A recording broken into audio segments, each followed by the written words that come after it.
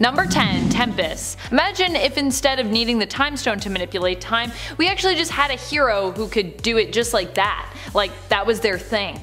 Enter Tempest. Tempest is Eva Bell. Her mutant power is just that, time manipulation or chronokinesis. While not considered Omega level yet, Tempest is well on her way to being there. Her powers allow her to manipulate time around her, speeding it up or slowing it down, making her pretty hard to defeat. Because if you came at her, she could just be like, and it takes you like 100 years to take a step, so basically you're dead. Done. Think of all of those scenes that we saw with Quicksilver in Fox's X-Men films, but instead of Tempest moving really fast, she just instead manipulates the speed of others around her through manipulating time. Tempest can also use her abilities to travel through time, but has less control over this ability. Hence why she's not Omega level yet. Number 9. Blindfold. We haven't seen Ruth Aldine for some time, but she has been hinted to be a descendant of Irene Adler, aka the mutant known as Destiny. Ruth was known for being a powerful telepath who also possesses telekinetic skills. She was mainly known for her astral form and astral plane powers and abilities, as well as her ability to perceive future events and tap into someone's or something's history via touch. It's also important to note that she's one of the few people that can make an astral form that's also physical, which is pretty crazy. Blindfold would likely not be a character we would expect to see in the MCU if we get a story involving Krakoa, as on Krakoa it seems that no precog mutants are really allowed to exist, especially not if they're as gifted as Blindfold was. And probably not also because she's related to Destiny, so that's also a no-no. And friends, before we move on to this next spot, if you are loving this list and you want more lists like it, I know I love talking about mutants with all of you fun folks out there, be sure to let us know by giving this video a thumbs up. Number 8. Iceman. I really don't want Iceman to be too powerful for the Marvel Cinematic Universe in the same way that I don't want Storm or Jean to be either, because I just like those characters. But the reality is he, like the others, might just be a bit too powerful. Iceman is an Omega level mutant, which basically means he is not only super capable and disciplined when it comes to the use of his powers, but is also considered the tippy top of excellence in his power category. Iceman started out as really snowman in his little black booties, but now he has grown to be so powerful that he can help to effectively terraform a planet with his abilities, aiding the terraforming of Mars in planet-size X-Men when it came to ensuring there was enough water on that planet. Not only that, but Bobby no longer ever needs to fight alone, as he can also now make little ice or snow golems, effectively always possessing an army just at his fingertips. He's like, ice it up. I don't know why I'm doing this. This is like some Salt Bae something.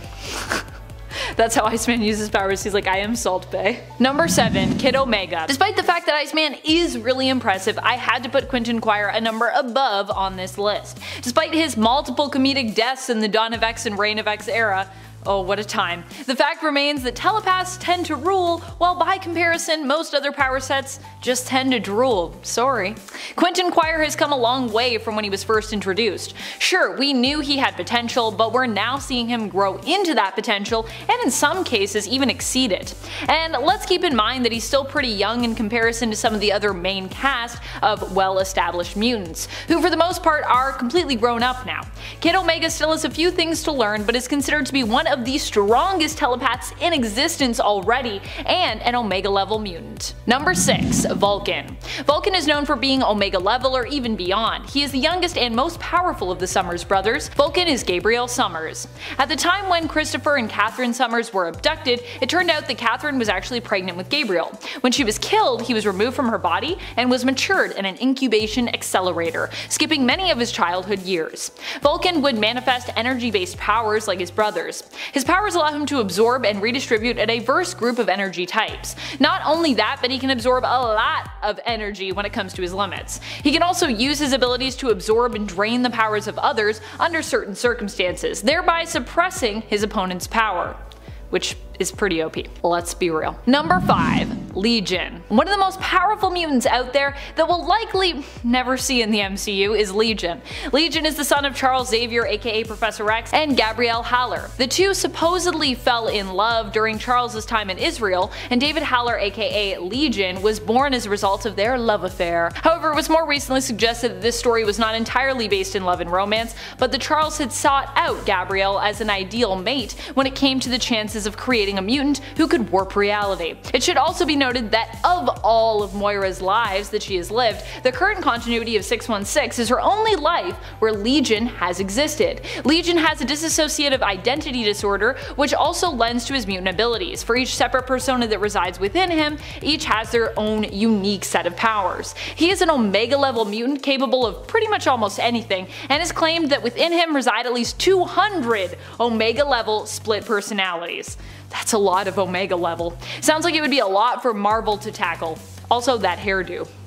That would be a lot, just in and of itself. I love Legion's hairdo. I love that he still has it. Number 4. Storm. As I said earlier, I really don't want an MCU mutant superhero squad without Storm, now Queen of Arakko, formerly known as the planet Mars, but the reality is if we're going to have mutants like her and Iceman, or really any of the other Omega levels on this list, we're gonna need to do something about their power levels. We might have to meet a much younger Aurora, who was less in control of her powers, or otherwise just tone down some of her capabilities, as Storm is now pretty OP.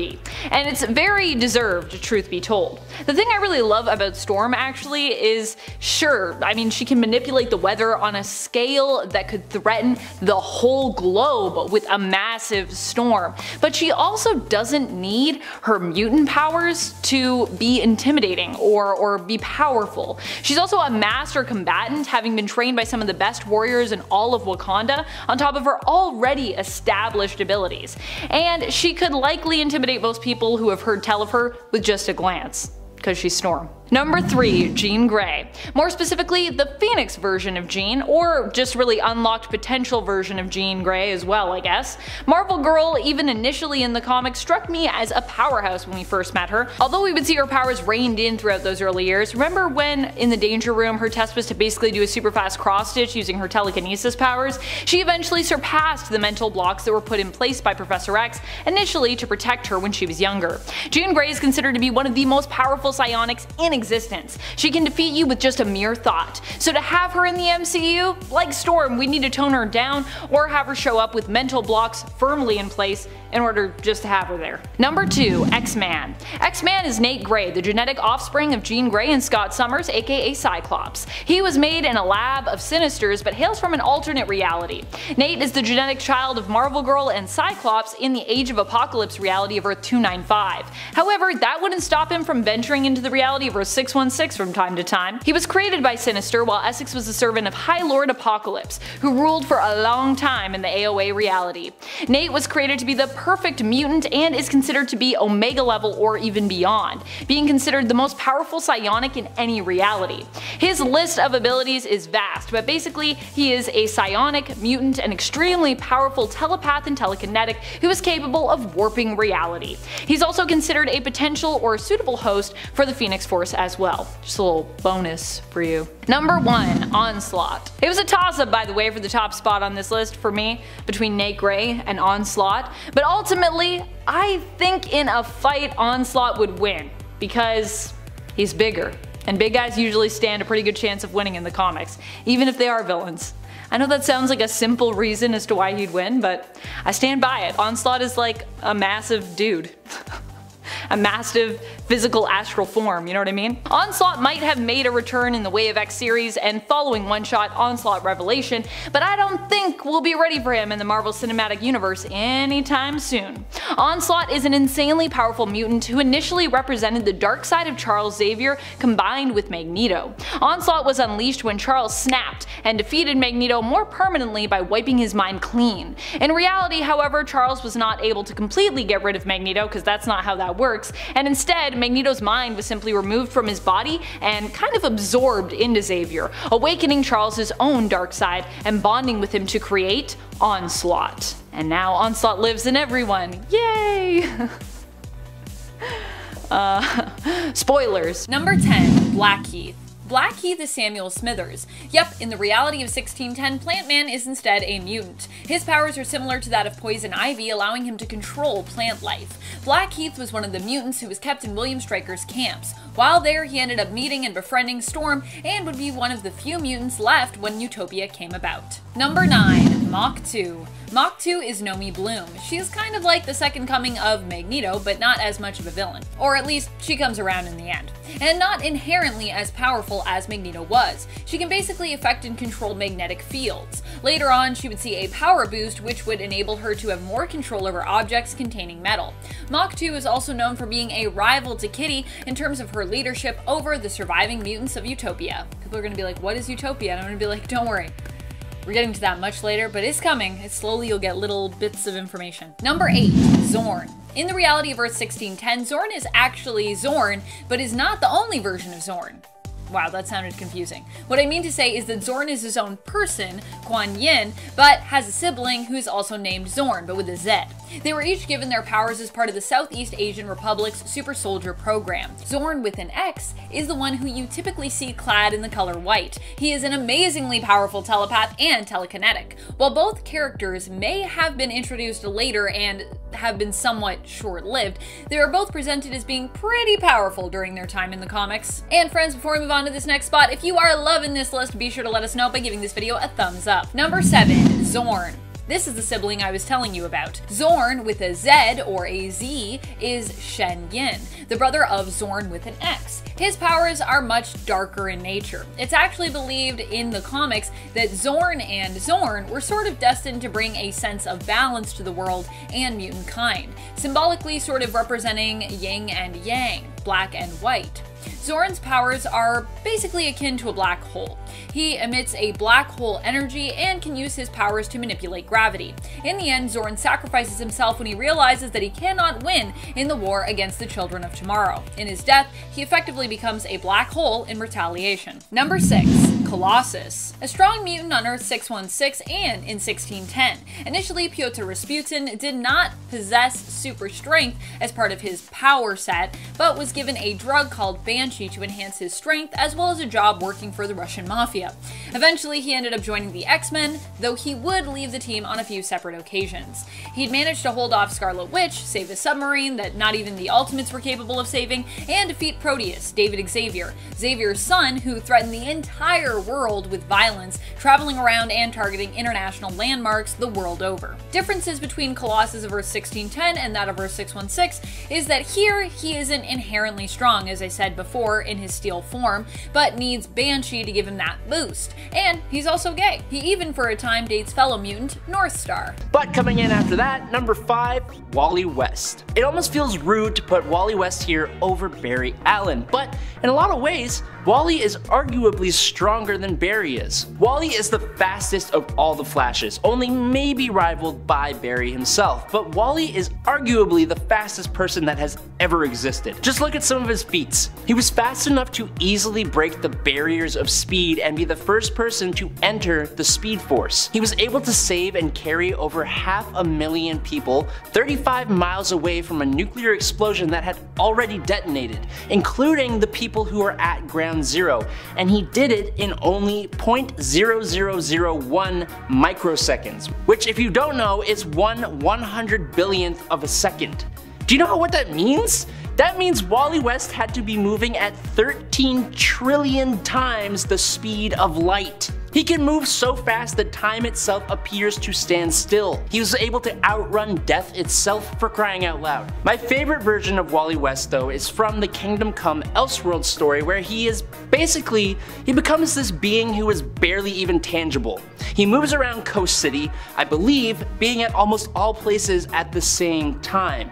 He basically became the Speed Force. Wally West is absolutely broken. Number 4, Wonder Woman. Gifted with the powers of the gods, Wonder Woman has many of the same abilities that Superman has, including strength, speed, and durability. However, Wonder Woman's Amazonian training sets her a little bit apart as an amazing warrior. It's been debated for years whether Diana could beat Superman in a fight, and while she's shown to be capable of hurting him at the least, she doesn't have the same raw power. Instead, Wonder Woman dominates her opponents through a combination of her special abilities, superior tactics, and special equipment gifted to her by the gods. But she has been elevated beyond even that. When Diana was empowered with the World Forge and the anti-crisis energy at the end of Doom War / during Death Metal, she had enough power to shake stars and phase throughout time through sheer strength. She had displayed the ability to shrink an entire planet and was able to link everyone together and restore their memories as one history, as in of all DC DC's continuity. She had cosmic awareness, was able to see multiple events during the war against the Batman Who Laughs at once,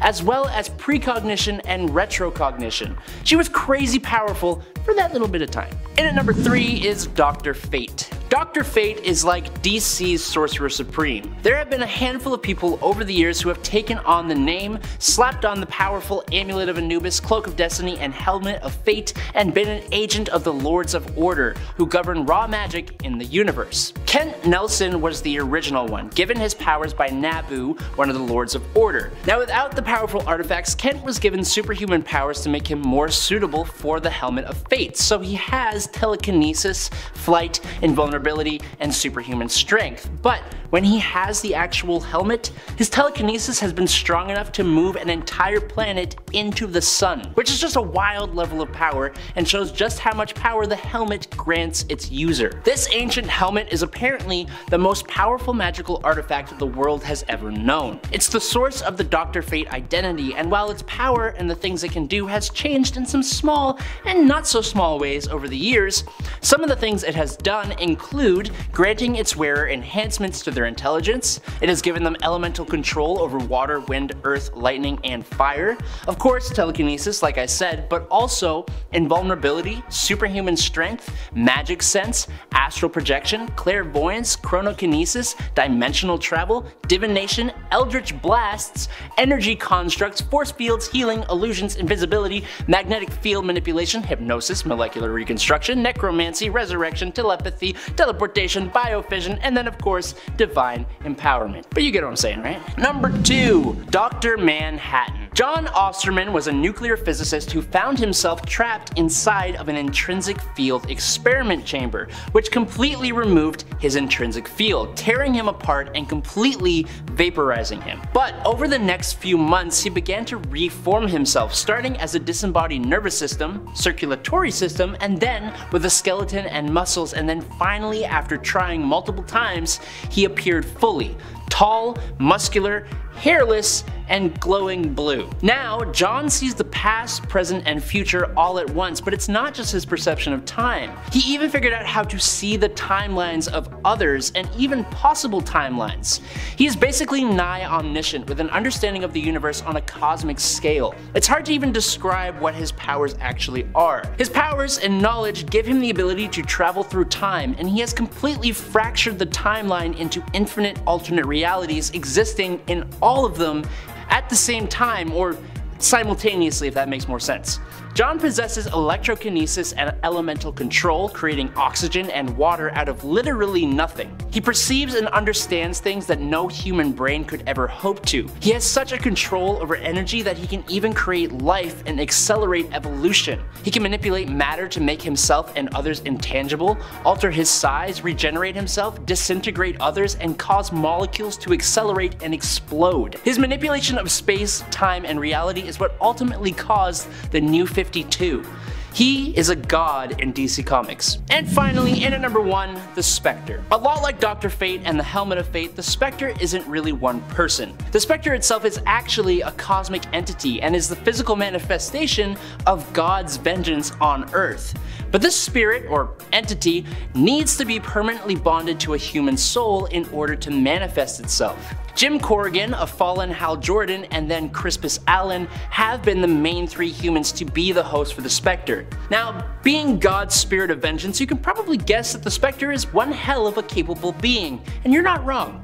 Spectre has the power to do pretty much anything. The Spectre is nigh omnipotent. He has the capability to alter reality, literally erasing people from existence. He can alter his size to grow to any height. He can fire off mystical blasts of eldritch energy, and he has vast magical capabilities that allow him to cast spells to do pretty much anything else he wants to do. His wiki even says that his superhuman strength can, quote, be as strong as it needs to be, which I don't know why that matters. Kind of feels like a little pointless when he can literally alter reality and only be harmed by mystical and divine means, but yeah, just work here.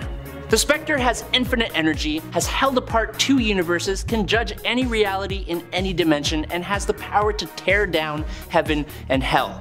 You can't really beat that. Number 10, Moira X. We don't really know that much about Moira X in her mutant role yet, and she did just become human, sadly, in the comics. However, what we do know is that her resurrection powers that she had seem to be unparalleled because they imply that she has complete sort of multiversal control built into them.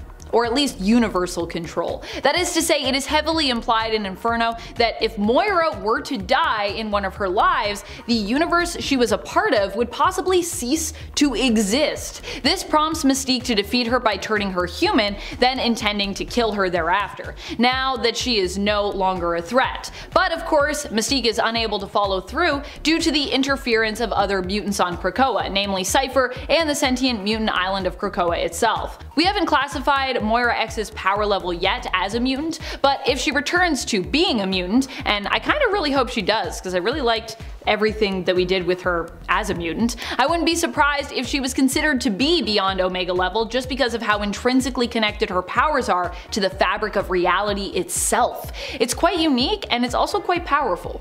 Also, that's kind of why I want to see a return. I just feel like it was such a cool idea. And friends, before we move on to this next spot, if you are loving this list and you want more lists where we talk about some super amazing powerful mutants, be sure to let us know by giving this video a thumbs up. I don't know if we have 10 more Beyond Omegas, but maybe we could. Alternate realities. Number 9, Professor X. Professor X is typically classified as an alpha level mutant, so I'm sure you're wondering what made me so boldly include him here. So bold! 2 levels above where his Marvel fandom page has him classified as. I have some things that I disagree with though with that Marvel fandom page, to be honest. And honestly, I put him on this list because of some recent developments that I think were really cool and blew my mind. You can let me know if your mind was also blown by these or not. During the 2021 Inferno story, we saw Xavier and Magneto go up against Omega Sentinel and Nimrod after they were caught in a trap laid for them both by Mystique and Destiny. The 2 traditionally villainous ladies ended up kidnapping Moira,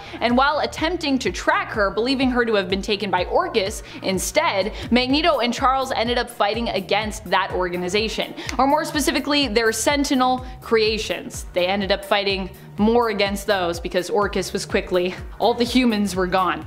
During this fight, Charles defeated, or at least very nearly defeated, Nimrod at one point by using his telepathy to, in essence, break them apart. And while this is crazy, what's even cooler is it was hinted that Xavier was capable of this level of psionic assault in the past, when the X-Men actually first fought against the Sentinels back in the Stan Lee and Jack Kirby days, when he concentrated intensely and he actually managed to use his power to temporarily kinda like put the Sentinels to sleep. To me, this was an amazing feat, and it was kind of a cool callback to that original fight against the Sentinels, and one that made me consider Xavier's potential for being an Omega level or even beyond Omega level mutant. I know there's gonna be some people that are gonna be like, hey, no, that was telekinesis, Amanda, and that's what's going on. But I don't think that Xavier actually has telekinesis. I know people say, no, Cassandra Nova, that genetic connection. I'm sorry, but I can't accept it. But if you accept it, that's fine. I just can't. So that's why I'm referring to it as telepathy, just so you know. I acknowledge that it is apparently a thing. Number 8, New Sun. New Sun is an alternate version of Gambit who actually first appeared in one of the Gambit series and is initially a more mysterious figure. He is what Gambit would have been like had he been created purely to be studied and utilized by the government. New Sun ended up escaping the Alpha 1 facility where he was raised and held though. This version of Gambit hails from the alternate reality of Earth 9921. Unlike Gambit, he does not have restrictions or mental blocks when it comes to his capabilities. He can also turn himself into energy and charge objects with kinetic energy without even needing to touch them. New Sun basically shows the potential that Gambit has for his power. However, in the 616 reality, there is an element of fear that Gambit harbors when it comes to his own powers and abilities that New Sun doesn't seem to possess. Which is what makes him so dangerous, but also what puts him way ahead of Gambit's mutant power levels. I wouldn't be surprised if New Sun was classified to hear that he had the potential to be beyond Omega. I've also just been a really big fan of the fact that like Gambit could be crazy powerful, he just like kinda chooses not to. I think that's cool. Number 7. Matthew Malloy. Matthew Malloy was said to be basically one of the strongest mutants in the entire world, in the entire multiverse even, or at least in his entire world, in his entire universe.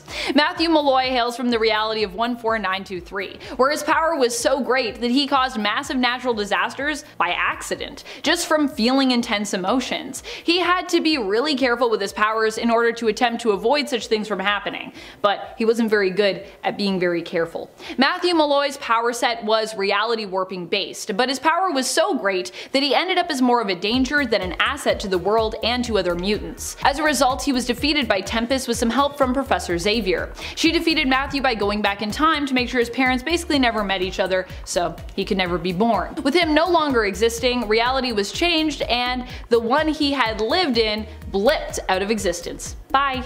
Number 6. Marquis of Death. The Marquis of Death is a mutant who is well known for his ability to destroy. He could travel to alternate universes, traversing the multiverse, and was capable of destroying whole worlds within seconds, just with a thought. The Marquis of Death was not from the main continuity of Earth 616, but the alternate Earth of 807128, although there are other alternate versions of him in other universes besides. It's not the only one. This version of Clyde Wincham Jr. became obsessed with death after coming under attack by multiple villains and killing them in an instant with a single thought. He would end up being seemingly killed himself by Dr. Doom in the end, who worked with the Marquis under the guise of being his apprentice. That's the only reason why I ranked him so low. I know Doom is awesome, but I was just like, wow, defeated by Doom. That's how it goes sometimes, I guess. Number 5. Franklin Richards. Or at the very least, an alternate Franklin Richards. Franklin Richards of Earth 616 was recently stripped of his mutant status. No more mutant for him. And while I'm not convinced this will end up staying a permanent change to his character,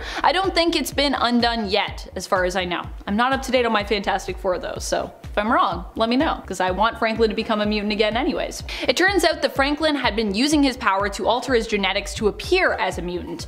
This was not intentional, but apparently was subconsciously done, and when his power started to go all wonky, eventually his unintentional genetic manipulation came to an end, which ended up with him being rejected from Krakoa, no longer able to visit there, because they basically found out you were never really a mutant, so bye. A future Franklin Richards of Earth 10774, however, seemed to have remained a mutant, either permanently one in this alt future, or simply not exposing that he had unintentionally faked his mutant genes. Not really sure which. It was the Mad Celestials in this future that identified him as beyond Omega level. Number 4. Miranda. While we never really got to know Miranda's codename or even really her full name, she was given her very own mutant class. That is how great her power was. Beast had to create a whole new classification just for her. She only appears in the Worst X-Men Ever limited series, which by the way is a really great read that I'd recommend you check out if you haven't already done so.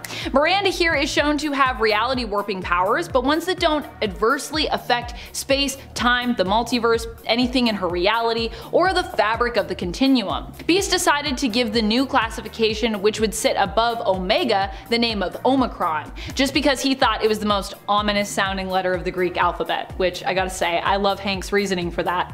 So great. Classic Hank. I think my favorite thing is that although in this universe Miranda was beyond Omega level and could have fixed the world in like a snap, just with a thought, just with a pop. That's how her powers work. She does a thing and it's like pop. She understood why the balance of everything kinda had to be maintained and was very chill and content to just basically hang out instead of use her powers to fix or ruin the world, as so many reality warpers are prone to try and do, intentionally or unintentionally.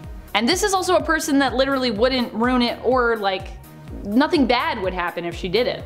Which is pretty cool. Number 3. X-Man. X-Man is the genetic offspring of Jean Grey and Scott Summers, but hails from the alternate reality of Age of Apocalypse, Earth 295. Nathaniel Grey, being the product of Mr. Sinister, using the genes of Jean and Scott, is pretty much the epitome of what their perfect, all-powerful son could be like. Nate himself also seems to have a psionic connection to his alternate reality self, and kind of alternate reality brother Cable as well. At least I like to think of them as like alternate reality brothers. Nathaniel Grey is considered beyond Omega because of just the sheer level of power that he possesses. Like most others on this list we considered to be beyond Omega, he also holds the power to warp reality, but he can also do a lot more than that. Although I think if you can warp reality, That's pretty much just like saying you can really do like anything at all. Kind of like having all the superpowers in one superpower. So I won't even go into everything he can do, because basically if you're like, can he do that? Yes, he can do that. He can do everything. Number 2, Mad Jim Jaspers. Mad Jim Jaspers is a mutant that we don't talk about very often on our mutant lists. He's often a character that falls by the wayside because I suppose he's kinda niche. He hasn't been in like a ton of comics, but when it comes to what he's capable of, he definitely deserves our respect and deserves a spot on this list, I think. Of course, Mad Jim Jaspers is another reality warping mutant. So many Omega and Beyond Omegas tend to be reality warpers, to be honest, which is interesting considering as an Omega even, you're supposed to be the top of the class in whatever your specific powers are. Of course, there are a lot of approaches and methods when it comes to how mutants can reality warp, which is, I suppose, what makes all those Omega and Beyond reality warpers out there distinct and different. That's how we can have so many of them. While Mad Jim Jaspers hasn't been confirmed as Beyond Omega level just based on what we know of him to be capable of, it seems super likely that he would be at that tier, were he to be categorized, were he to be given a classification and a level. An alternate Mad Jim Jaspers, who is believed to actually have been weaker than the main continuity version of this character, threatened the entire multiverse at one point with his power, so that just gives you an idea of what Mad Jim Jaspers could be capable of.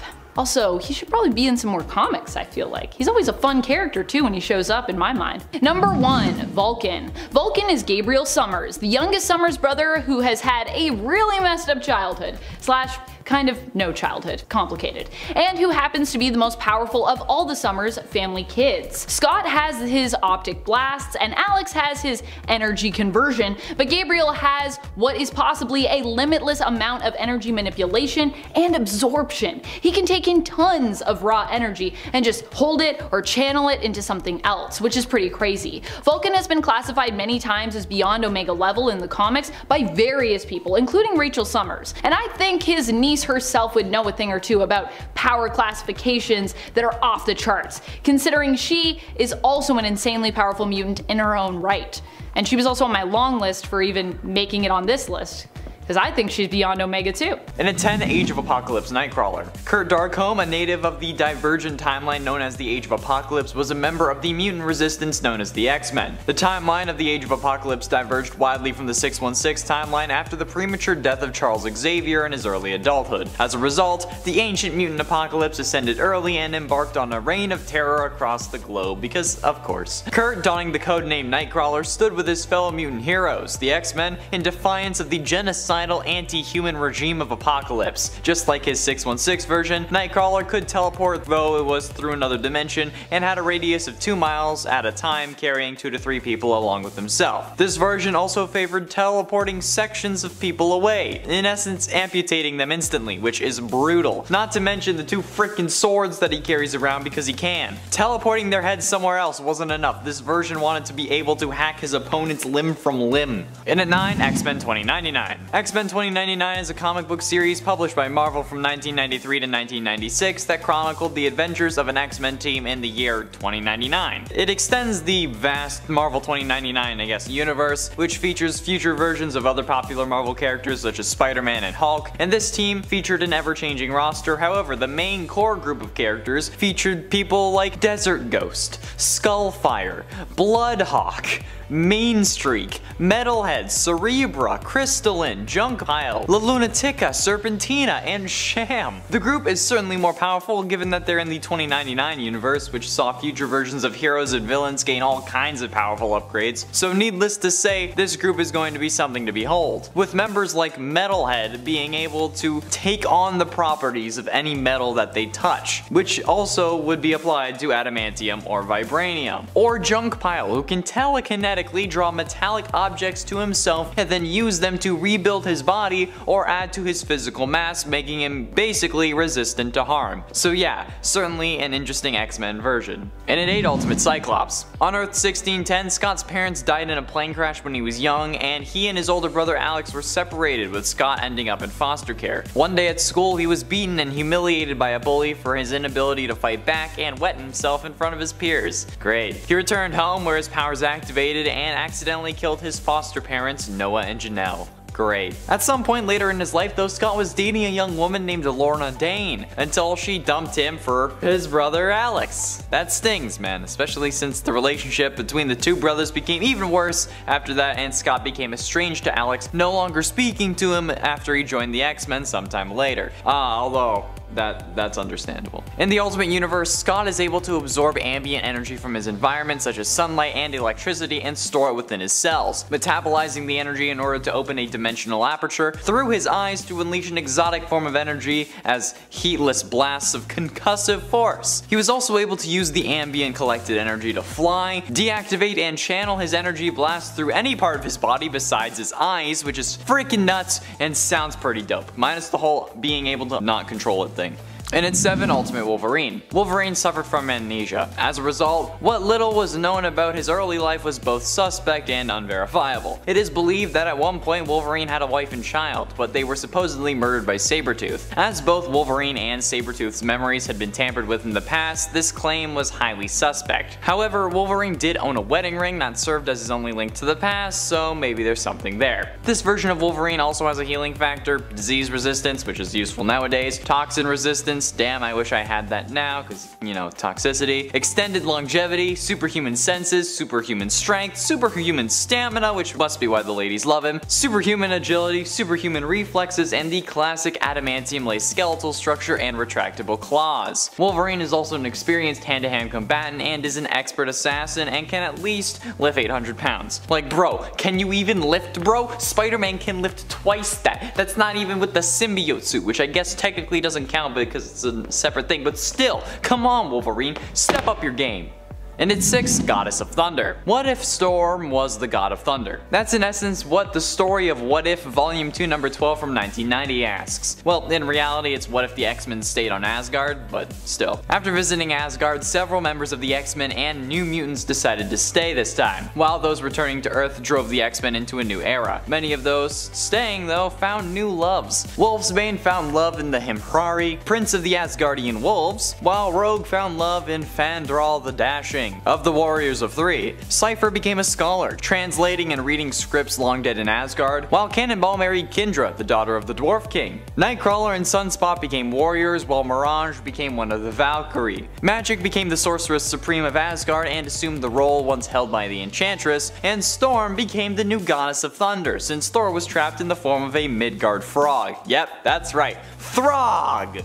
Carnilla and Hela conspired to steal Storm's soul with the Sword of Surtur, but were defeated. The sword was also then destroyed during the battle, and Loki was unable to draw his mystic energy from it, releasing Thor. But with Odin dead, Thor renounced his claim to the throne and returned to Earth, so Storm became the Queen of Asgard. Pretty dope. In at number 5 is Martian Manhunter. John Johns is another character that people really sleep on, but this guy is insane with his level of ability. There's a panel from the New 52 when Martian Manhunter is fighting off all the members of the Justice League at the same time. Let me break this down. With his left hand, Martian Manhunter is displaying his shapeshifting abilities, turning into a massive spiky club and whacking away both Cyborg and Hal Jordan Green Lantern. With his right hand, I think it's safe to say he's showing off his super strength, as he's got a power grip on the lasso of truth, and I'm assuming he's resisting its power, which is just a whole feat on its own. Behind him is Aquaman, who's like jabbing at Johns with his trident, but this is just going through the Martian Manhunter and is showing off his intangibility powers. And then we got Superman, who's flying around the fight at a decent distance away, while Manhunter is using his heat vision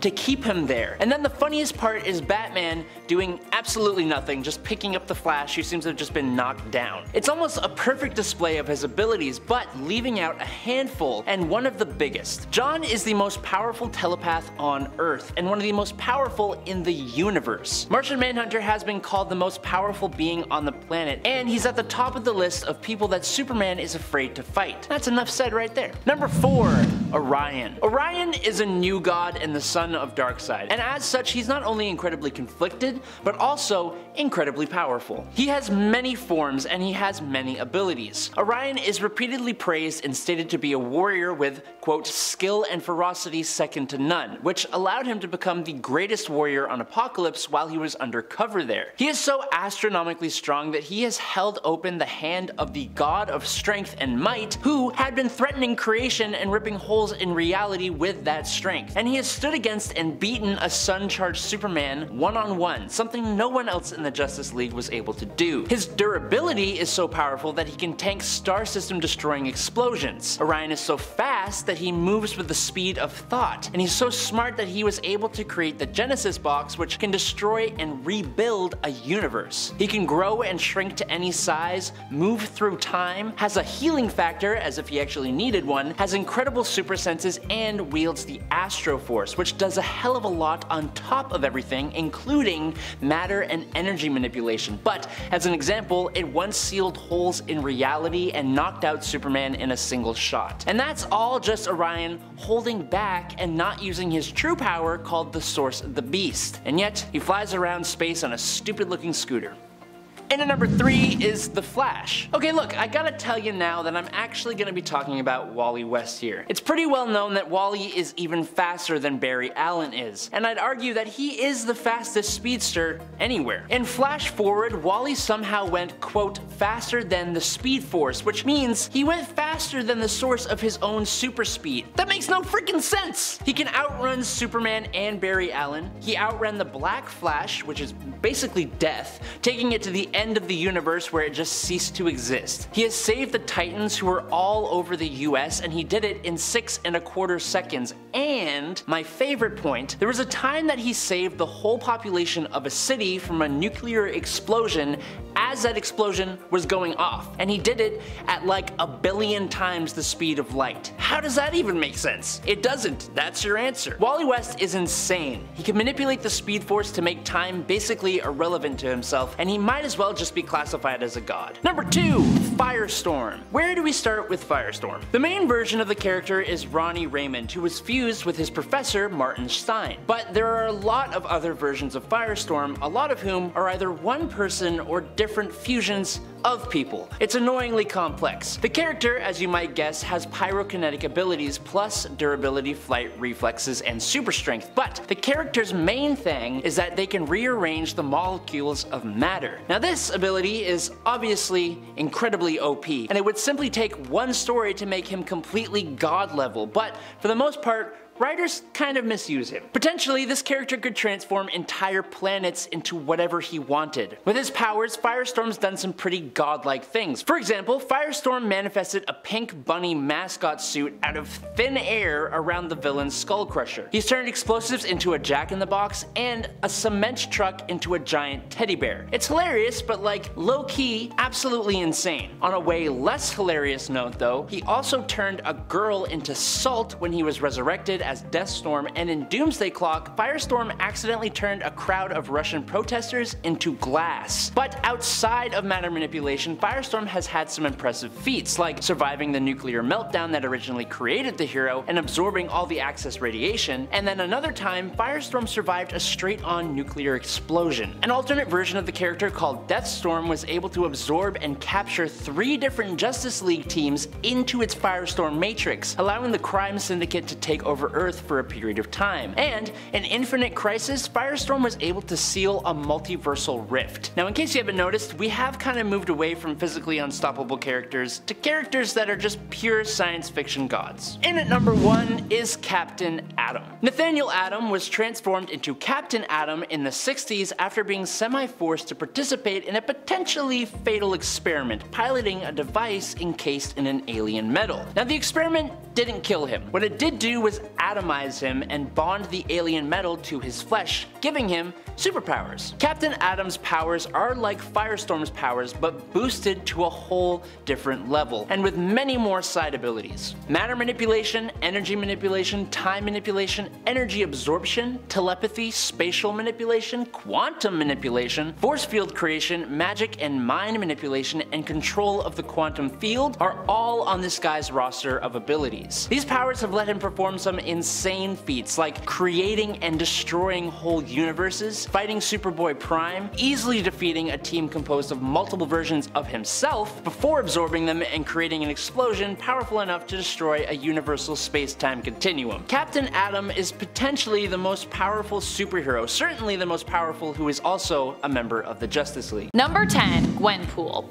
Gwenpool is truly one of the most unstoppable mutants. In fact, she is so unstoppable that she actually was able to make herself a mutant by willing that origin into existence for herself. I know, it's wild. Gwenpool, for those who are unfamiliar, is an alternate version of Gwen Stacy and Deadpool combined, who hails from an alternate reality not yet given an official number. The temporary reality number assigned to it currently by fans is 565. Gwenpool becomes a mutant after Kamala Khan, the current Miss Marvel, refuses to fight her when Gwen tries to instigate a battle, and instead tries to reason with Gwen. Kamala is the one who suggests that Gwenpool's understanding of the fourth wall and her belief that she is simply a character existing in a comic book could be a story that Gwen created as a result of not wanting to acknowledge the truth. The fact that she is actually a reality warping mutant. Possibly. The idea broke Gwen somewhat and caused her to retcon her own origins, instead becoming a reality warping mutant as Kamala had suggested and finding a home on Krakoa with all the other mutants of Earth 616. And friends, before we move on to our next spot on this list, if you love what we do here at Top 10 Nerd and if you love it when we talk about mutants,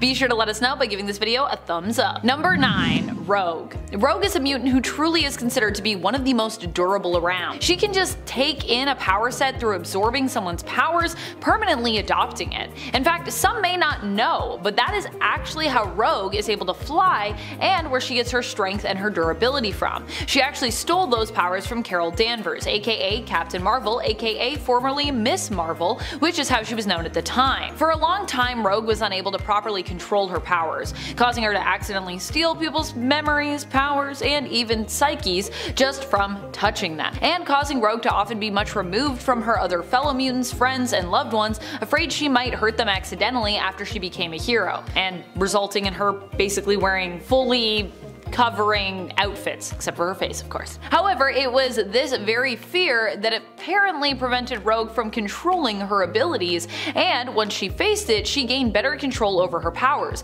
making her virtually unstoppable, which is also probably why a lot of writers keep her on the sidelines, or prefer to. She's kinda hard to write because she is so unstoppable now. Number 8. Magneto. Pretty much nothing stops Magneto, not even losing his heart. Now, if you've seen our unstoppable superheroes list, then you know what I'm talking about. So for this point, I'm going to talk about another insane feat of Magneto's, other than when he defeated Uranos while completely heartless with some help from Storm. Not only can Magneto sustain his own flow of blood without a heart using his powers, but he could also seriously mess you up by manipulating your blood in your body. Or even worse, mess you up by just pulling out all of the iron from your blood. We've seen him do that too, and it was pretty horrifying, I gotta say. Magneto has also used his mastery of magnetism to perform the kind of blood witchcraft you'd associate more with a magic user, a warlock if we were talking D&D classes, I suppose.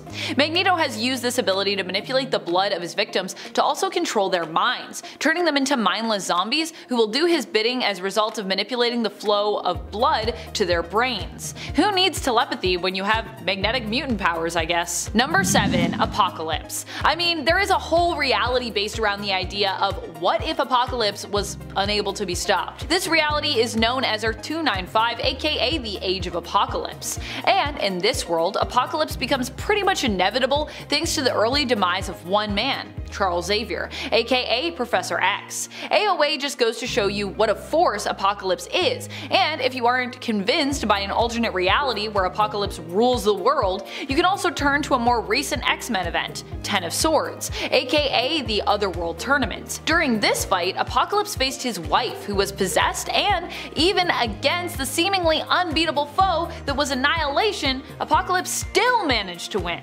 saving his wife and freeing her from the influence of the Golden Helm while also basically saving all of Krakoa, mutant kind, and Otherworld, possibly the world itself outside of Otherworld. Number 6. Jean Grey. You know how it goes. We have to talk about the most powerful original X-Men member if we're talking about unstoppable mutants. I just gotta do it. Jean Grey is a force to be reckoned with, and not just because she was the host for the Phoenix Force either. Even without the insane power of the Phoenix Force bonded to her, Jean has done some pretty impossible things, including almost single-handedly defeating Null during the Absolute Carnage event. And okay, yeah, so she didn't really single-handedly defeat Null one-on-one, but honestly, she probably could have if she really wanted to. She was, at the very least, integral to uncovering the God of Symbiote's weakness. Jean has been an unstoppable force many times over, and even while serving on the X-Men team recently, used her powers to single-handedly defeat Nightmare, who has managed to terrorize even Doctor Strange before, and she used her power to defeat Cordyceps Jones and his entire casino, simply by trapping him in an illusion while the X-Men basically did their thing. From within that illusion, Jean says it best when it comes to just how powerful she truly is in issue number 11 of the recent X-Men series. I was Marvel Girl, now I am Jean Grey. I did not even let the Phoenix command me, so what chance do you have? Ooh, fair. I would never try to command Jean Grey. I would only let Jean Grey command me. And at number 5 is Hulk Spider-Man. I don't have any problem constantly re-talking about this version of Spider-Man and the Hulk because it's freaking cool. Appearing in the Immortal Hulk with Great Power story, Peter Parker is granted the alter ego of the Hulk after Loki magically transfers the ability to him, taking it away from Bruce Banner. All the proportional spider powers mixed with the unstoppable force that is the green monstrosity of the Hulk. It's actually really cool. If not, a little silly to see the Hulk wearing a torn spider suit. And there are tons of hilarious moments in this story, like Spider-Hulk getting annoyed at the stupid sticky wall, which is just his wall crawling powers. Like, come on. Banner calls in the Fantastic Four with the hope of being able to fix the situation, and I personally wish they just left it so we could still have Spider-Hulk. But alas, the power of the Hulk is switched back to Banner with the help of the Fantastic Four and Banner's own genius. It's a short little story that seems almost self-contained, as if it is indeed an alternate universe story, but it's an insanely cool one, and a Spider-Hulk would be an incredibly powerful character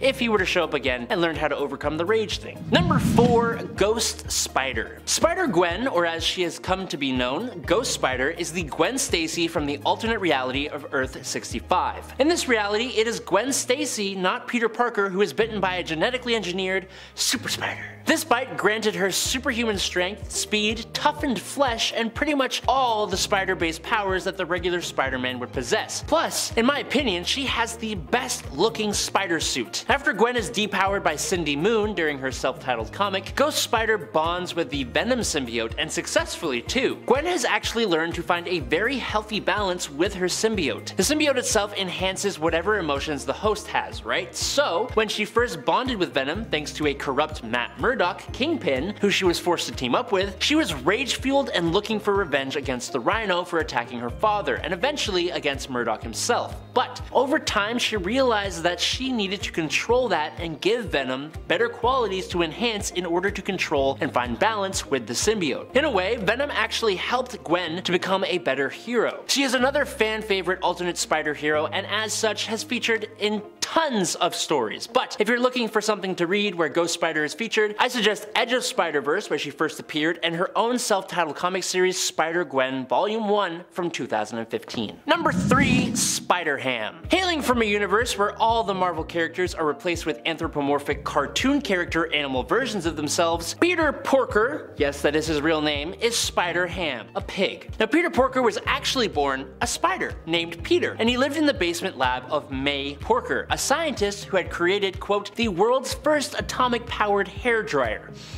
Using this atomic hairdryer, May accidentally irradiated herself, and in a weird fit of rage I guess, she bit Peter the spider, which made him turn into an anthropomorphic pig, just like her, only with the relative powers of a spider. In his premiere issue, he would go on to do battle with Hulk Bunny, created when Bruce Bunny was trapped in an arcade cabinet and bombarded with gamma radiation, and I wish I was making that all up, but it really happened. Spider-Ham has most of the same abilities as 616 Spider-Man, only he has this rather unique ability called called spider nonsense, which basically allows him to be more and more cartoony the more danger he is in, which is the perfect reason to have the wackiest nonsense happen that will save this piggy's hide in some of the most imaginative ways possible. Cartoon powers are incredibly powerful, bordering on reality warping, so this is a pretty unstoppable little piggy. Number 2, Miles Morales. Born to an African-American father and a Puerto Rican mother, Miles Morales of the 1610 universe was bitten by the Oz-enhanced spider that caused him to pass out and foam at the mouth. When he awoke, he discovered he had powers. Cool! He would go on to become the next Spider-Man of the Ultimate Universe, and people love him. Miles Morales is an incredible character. He has almost all of the regular spider abilities, plus some amazing powers unique to himself. Namely, his venom, which is like a form of bioelectricity that he can emit from his body and use in some really cool ways, like punches and beams and blasts, as well as at long range using his webbing, and that ain't all. Miles is also able to use a spider camouflage to make his whole body, and even his clothes and costumes somehow, go invisible. And apparently, he's immortal, as a side effect of the Oz formula that contributed to his abilities. Also, similar to Ghost Spider Gwen Stacy, who Miles may have a bit of a romance with in this universe, Miles' suit is just dope as hell. And finally, in at number 1 is May Parker. Earth X. It's a world where basically every single person has powers, things have gone apocalyptic, and where the daughter of Peter Parker, May Parker, is Venom. While her retired and cynical pops ain't too thrilled about it, she does actually have complete control over the symbiote thanks to her advanced genetic and honed spider sense. She was eventually under the control of this kid going by the name of the Red Skull, and thanks to her father and other Earth X classic heroes, she was saved. This Spider-Woman / Venom hybrid and her father Spider-Man go on to join a super-powered police force and fight crime and supervillainy threats together. Nice. She eventually, after the death itself, gets recruited by Kang the Conqueror as part of a multiversal team to fight the Apocalypse Twins. In addition to her proportional spider powers plus the enhanced spider sense, she gains all the usual symbiote powers as well, plus a few extra, like what seems to be a rudimentary form of telepathy, and 'tis believed her symbiote could go on to mutate further to gain more powers, which is a good way for Marvel to say, we can do whatever we want with this. She's definitely one of the cooler incarnations of both Spider-Man and Venom to grace the pages of comics. Number 10. Constantine, or Constantine, or whatever you want to say. John Constantine is a really fun inclusion for this list because he is extremely powerful and not powerful at all at the same time. John can wield magic for sure through years and years of learning, training, traveling, but he doesn't have any kind of magical affinity or any kind of beneficial magical family heritage. John relies on actual magic as a very last resort, and the magic he knows how to use isn't anything to scoff at. He has even, very momentarily, been able to hold back Dr. Fate, but using magic comes at a cost and he knows this. So what Constantine prefers is trickery. Lies, deceit, traps, his wits, weapons, artifacts, backup, and calling in favors. John smokes. He drinks, he's in his middle ages, and he ain't in the greatest of health. He can throw a punch for sure, but most people are a physical match for him. But at the same time, he has been able to trick, outsmart, or overpower gods, demons, and angels, Batman, Superman, Darkseid, Swamp Thing, Dr. Fate, the Phantom Stranger, the Spirit of Justice, the Spectre, who's the Spirit of Vengeance, Lucifer, and even the Presence, who is basically DC's version of God. He tricked the Presence into curing John of cancer and granting him divine protection by selling his soul to 3 separate Hell Lords who would start a civil war over his soul, which would spill out onto Earth and into heaven. You don't sleep on this bad-mouthed middle-aged man. Number 9. I, Vampire. In comparison to most of the other characters who have made this list, Andrew Bennett as a vampire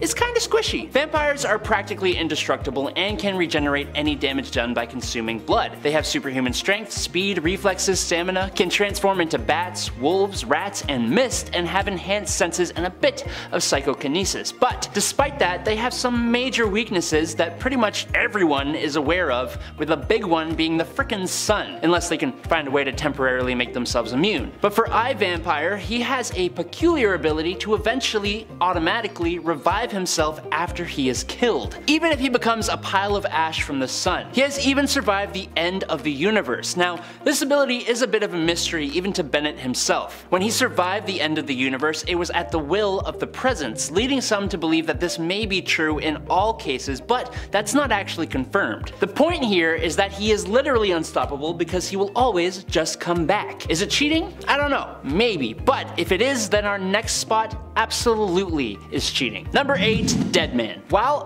Vampire will come back from the dead every time, Dead Man is already dead, and therefore pretty much can't be touched except by magical artifacts, or magical beings, but even then he can usually give them a good beating. Boston Brand is a ghost.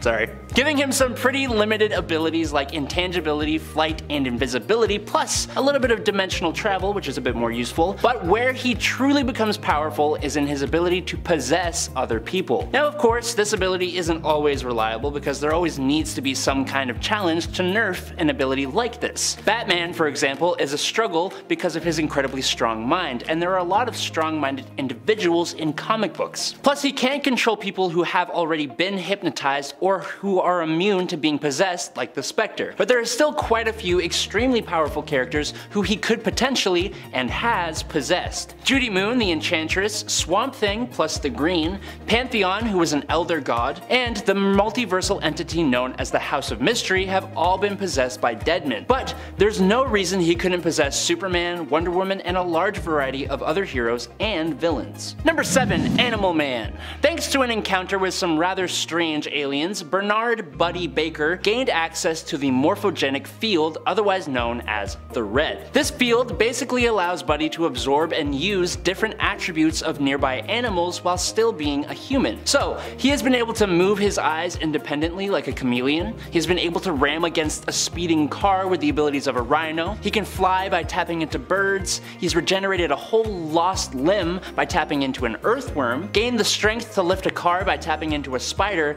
and he's ran at 75 miles per hour by adopting the abilities of an ant. But his abilities have done some even more surprising things, like, for example, when a villain cut Buddy off from any nearby animals, he took on the attributes of the bacteria inside that villain's body, allowing Animal Man to duplicate himself, and he can even tap into the attributes of extinct animals like dinosaurs, which has allowed him to punch out a T-Rex and survive being crashed into by a plane by borrowing the abilities of both a Stegosaurus and a rhino. And that's another thing. Over time, he's received power boosts that allow him to use multiple abilities at once, and then to even use the abilities of any animal in the universe, like when he used the power of a Sun Eater, which let him fly across the galaxy in an instant. He's even absorbed the powers of Krypto, Superman's superdog. Number 6, Aquaman. The ocean is a genuinely terrifying and interesting place. As such, the Atlanteans of DC Comics possess a few advantages over us regular humans. They have super strength, speed, endurance, and durability, all in order to help them survive the mind-boggling pressure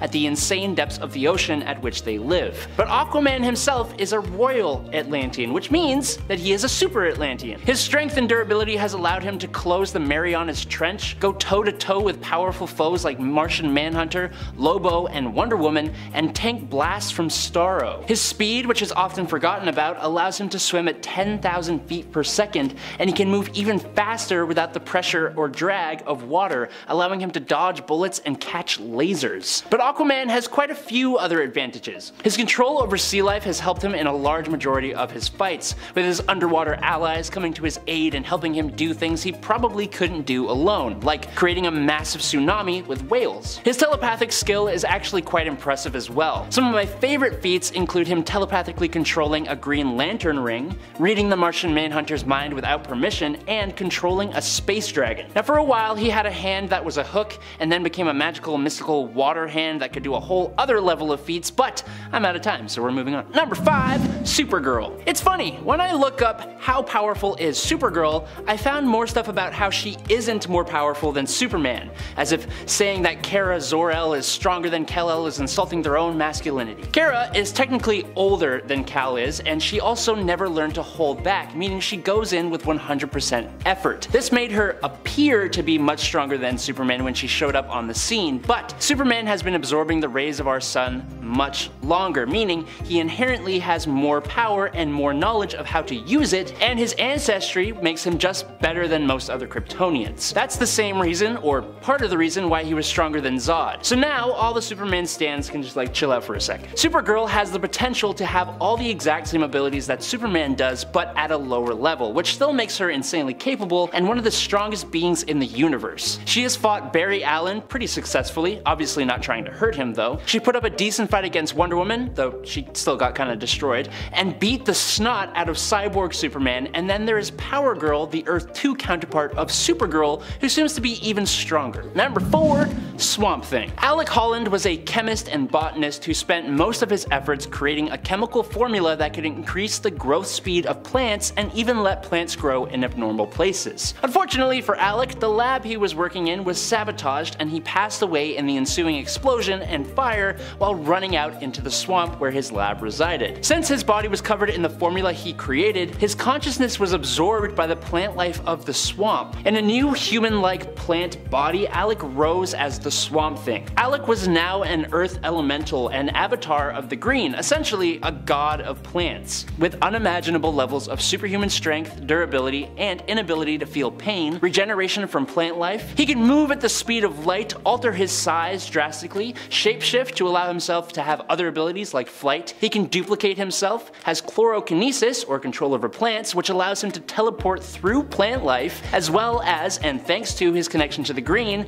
he can even move through time and possesses cosmic awareness. He's taken control of all the algae on Earth to remove most of Earth's oxygen in a show of strength. He's taken hits from and even restrained Superman and knocked the wind out of Wonder Woman. Swamp Thing is one of the more interesting heroes that DC has, and he deserves more respect on his name. Number 3, Black Adam. Whether you like it or hate it, Black Adam has been part of the Justice League. Black Adam has essentially the same base power that is possessed by Shazam, who made part 1 of this list, but for Black Adam, his ideologies and ruthless nature mean that he is simply much more capable than Shazam because he does not hold himself back. All we have to do to see how capable Black Adam is to take a peek at 2007's World War III event, or as I like to call it, Black Adam versus literally everyone. Black Adam single-handedly goes up against, beats the snot out of, and even takes the life of some of the combined forces of the JSA, the JLA, Captain Marvel, China's Great 10,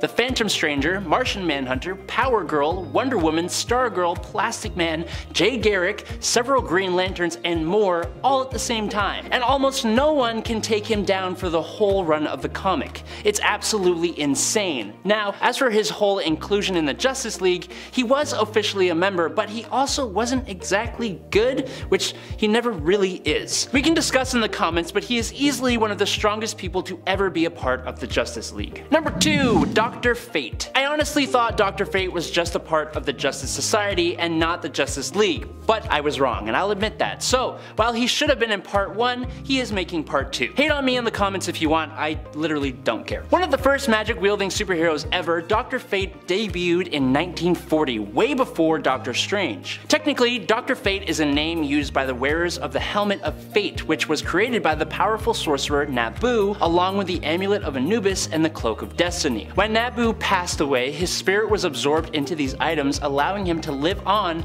through his hosts. Now, while Kent Nelson was the first, characters like Inza Kramer, Jared Stevens, Khalid Nassour, and a few others have wielded the powers of Dr. Fate throughout history, inhabiting the Tower of Fate and fighting magical threats. The Helmet of Fate itself grants the hero their vast magical powers, which include reality manipulation, matter manipulation, and time traveling, among many other abilities, plus the knowledge to cast spells that can do even more. And in at number 1, is Lobo. Lobo is basically what would happen if you took Marvel's Wolverine and Deadpool and smacked them together, added a pinch of the Punisher, and then made him as strong and tough as Superman and coated him in Gene Simmons face paint from the band Kiss. Now, as with all characters' feats, we need to take it with a pinch of salt, because this Zarnian in one story was able to take out the New Gods, who are all ridiculously powerful, but in the same story, he was captured and restrained by 3 Green Lanterns. He's been able to knock out Superman Spider-Man regenerate himself from a pool of blood, has been deemed immortal and banned from both heaven and hell, he can track anyone he has met across the galaxy, is immune to psychic attacks, he's a genius, can break the fourth wall, can possess others,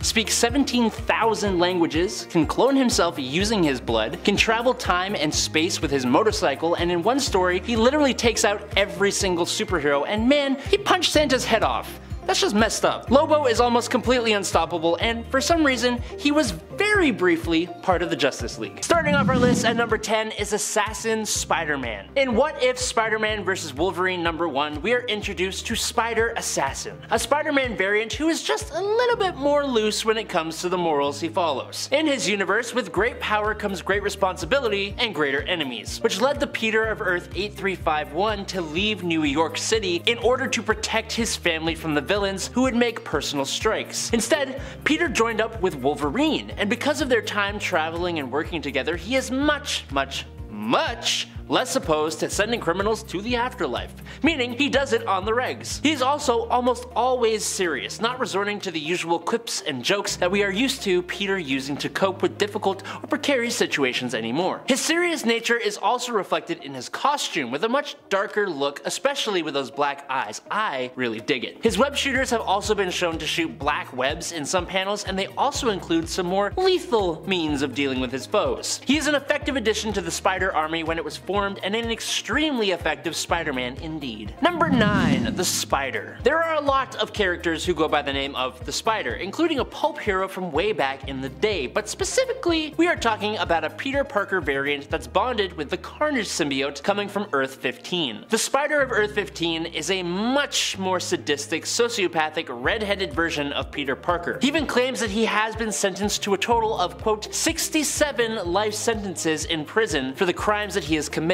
But of course, to make him just a bit more lovable, he has a sense of humor very much like that of Deadpool. It's great, if not a little unnerving. The Spider was introduced in Exiles #12 and was a big part of the reality-saving Weapons X team featured in it. Being a sometimes leader of the team, as a Carnage-bonded sociopath, he was pretty powerful. But he was nonetheless sent to the afterlife by a blast from Firestar in Exiles #44, because when you're dealing with the multiverse, there is bound to be someone stronger than you, no matter what you do and who you are. Number 8.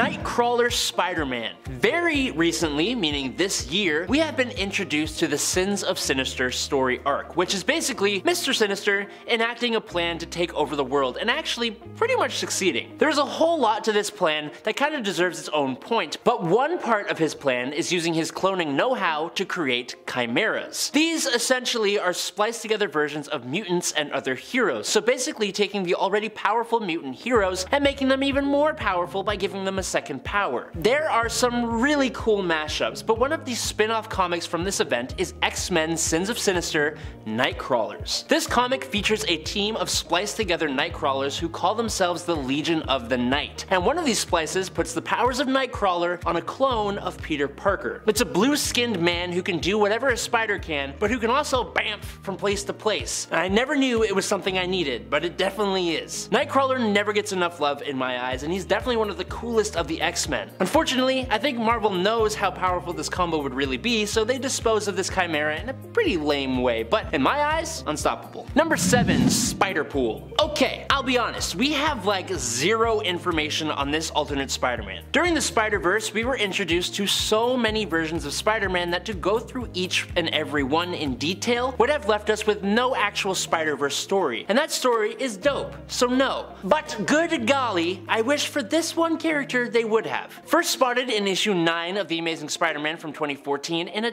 tiny little panel, is an alternate Spider-Man wielding a katana. We see him again from the back in issue 14, and then we finally see a frontal view of this Spider-Man in issue 15 when the suspicions are confirmed. There for all to see is a Spider-Man who is also dressed with elements of the character of Deadpool. Surviving the war with the Inheritors that took the life of so many alternate versions of Spider-Man, of course he would make it through. We can assume that this guy has all the Spider-Man powers, but if he's also Deadpool, then this version of Spider-Man also has that god-level healing factor, and based on the katanas, he is just as okay with being a complete psychopath. While we have no idea about this Spider-Pool's name, story, powers, or personality, we can make an enough guesses to know that this guy is incredibly capable and most likely unstoppable. Number 6. Takuya Yamashiro. Instead of being Peter Parker, the Japanese Spider-Man, Spider-Man, is Takuya Yamashiro, a motocross racer and son of astrophysicist Dr. Hiroshi Yamashiro. Unlike most versions of Spider-Man, Takuya was introduced through a live-action Japanese Spider-Man TV show, and with that, his character differs quite a bit. For starters, his spider powers are a little less powerful due to the budget constraints for the show, which is a hilarious reason, but don't you dare think that this makes this guy a pushover. To make up for his less powerful spider powers, Takuya has a massive kaiju fighting mech named Leopardon, Power Ranger style with arm rockets, an absolutely giant sword, and a boomerang. He uses Leopardon and his spider abilities to fight the Iron Cross Army, which is a group of suspiciously human-looking aliens from an unnamed world who are led by, wait for it, Professor Monster. Nice. Due to his popularity and just how awesome he is, Takuya Yamashiro has become an official character in the multiverse, coming from Earth 51778, fighting against the Inheritors alongside the Spider Army, and he is set to appear in the second animated Spider-Verse movie, which I am pumped to see. Number 5. Hope Summers. Hope is pretty understandably unstoppable. I mean, she, combined with the powers of Wanda, was even powerful enough to defeat the Phoenix Force, which is known for being extremely stubborn, resilient, and of course, pretty much invincible and indestructible. Now granted, the Phoenix Force did not remain defeated forever, it was not permanently destroyed, but that wasn't really as a result of Scarlet Witch and or Hope being ineffective. That was more to do with the cyclical nature of comics where, well, rarely anyone or anything remains dead, banished, or defeated.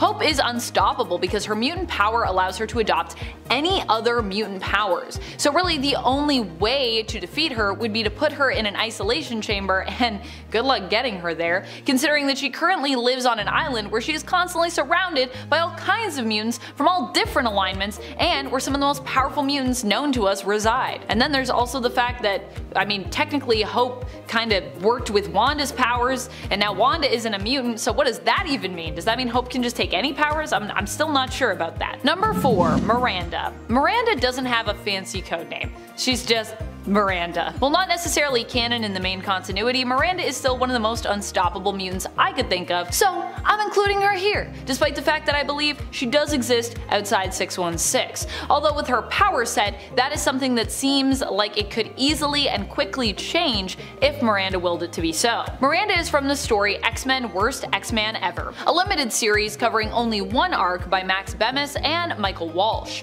We are introduced to Miranda through Bailey Hoskins, who is the self-proclaimed worst X-Man ever. Bailey's powers allow him to self-detonate, in essence a human bomb, but that is all he can do, which means that it's kind of a one-use power, therefore lame and not really useful at all, because, you know, if you use it, you'll be dead. Bailey also isn't particularly skilled, athletic, or smart. On the contrary, his friend Miranda can warp reality, shaping it as she sees fit. If Bailey is the worst, Miranda is kinda the best. While Miranda does use her powers, Bailey doesn't even seem to notice at one point, calling her out years later for not doing enough, when, oddly enough, the whole time, Miranda has been unknowingly saving the whole world and possibly the universe multiple times over, which she reveals and is like, I was here the whole time like saving everyone, but you know, I just changed reality so no one really notices. Number 3. Squirrel Girl. I mean, isn't unstoppable just a synonym when you think about it for unbeatable? For some reason, when it comes to mutant lists, I always tend to forget that Squirrel Girl herself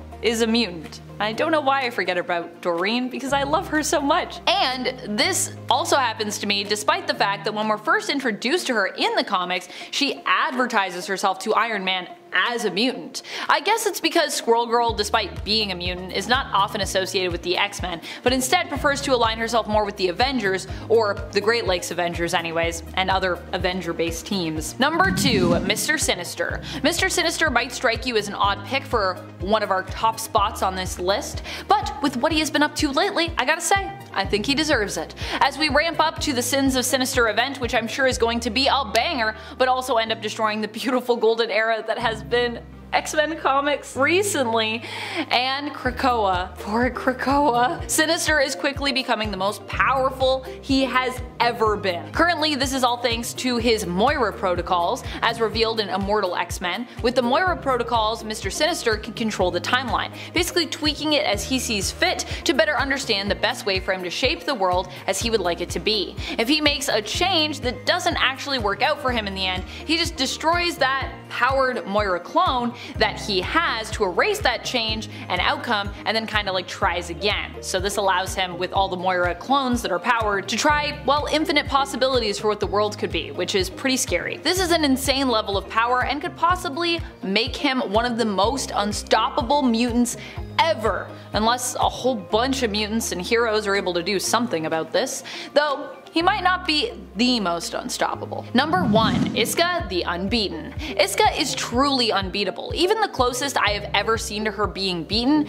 she wasn't really beaten at all. She still won, but in winning, she also kinda lost. Does that make sense? Let me explain. The Fisher King on planet Arakko, formerly known as Mars, following the events of AXE and the invasion of the Eternal Uranos, who destroyed much of the planet and many of its mutant population, ended up challenging Iska to a battle of understanding. The Fisher King did this as a way of getting back at Iska the traitor, who had turned on her own people in the past, and then did so again when Uranos first attacked the planet, turning on her fellow seats on the Great Ring of Arakko. This is not something Iska chose to do, but something she was forced to do as a result of her power, because she can never lose. And so to beat her in his own way, knowing that he wouldn't win, the Fisher King challenged her to a battle of understanding, where the winner is the one who most truly understands the meaning of loss. Ho ho ho! As you can imagine, Iska won, but in so doing, she felt great grief over all that she had lost and chose to leave Arakko and resign her seat on the Great Ring. This is the closest I've ever seen to Iska losing something, and still, she technically won because she understood grief the best between the two, or understood the idea of loss, I should say. Iska is such a fascinating character, so while she is gone, for now, from Arakko, I do hope we continue to see her appear in the X-books. I mean, who knows, maybe she'll be the key to defeating Sinister? I don't know. Number 10. Moira McTaggart. Moira McTaggart, when she was a mutant, was pretty unstoppable. I mean, she almost single-handedly destroyed all mutants from behind the scenes, which I think is pretty wild. And she also posed as someone working to save all mutant kind on various occasions, which I think also made her unstoppable in a different kind of way. Moira McTaggart, of course, is no longer a mutant in the comics, as she was depowered, but her mutation was reincarnation, with the knowledge of prior lives lived, carry that forward into her next life. In fact, Moira's power was so great that it was proven to be connected to the very fabric of time and reality, with the whole universe seemingly resetting after each of her deaths. This also means that even after being depowered, Sinister was able to create and use clones of Moira with their mutant gene activated to predict the outcome of various events and shape reality in his own image. In essence, Sinister can now use Moira, or more specifically Moira clones, to attempt various tactics in order to get things as he would like them. Now, when a tactic fails, he simply destroys that Moira clone, thereby erasing that tactic, its outcome, and the resulting timeline/reality. And friends, before I move on to our next spot on this list, if you love what we do here at Top 10 Nerd, and if you love it when I talk about mutants, I know I love it, be sure to let us know by giving this video a thumbs up. Number 9. Franklin Richards. Franklin Richards might not have his powers currently in the comics, but that doesn't stop him from being one of the most powerful mutants to have ever existed, and definitely the most unstoppable, at least across time. Besides, I'm pretty sure Franklin will have his powers and his mutant status back eventually. Like Gwenpool, Franklin was also revealed to have willed himself into becoming a mutant, although he did so subconsciously, which is even more nuts. Franklin's powers were of the reality warping variant, and apparently without knowing it, he used them to make himself appear as a mutant. However, as his powers waned, it was made clear that he was not truly one, but simply appearing as one thanks to these powers. And apparently this was confirmed when we noticed that, yeah, Franklin, oh wait, no, you're not actually a mutant, you're just a depowered mutate, so whoops. This is why he ended up getting rejected from Krakoa, although Professor X did not appear to Franklin personally, but simply in his astral form. Number 8. Darwin. Darwin is one of the mutants who was brought on the mission to infiltrate the Children of the Vault's home base, known of course simply as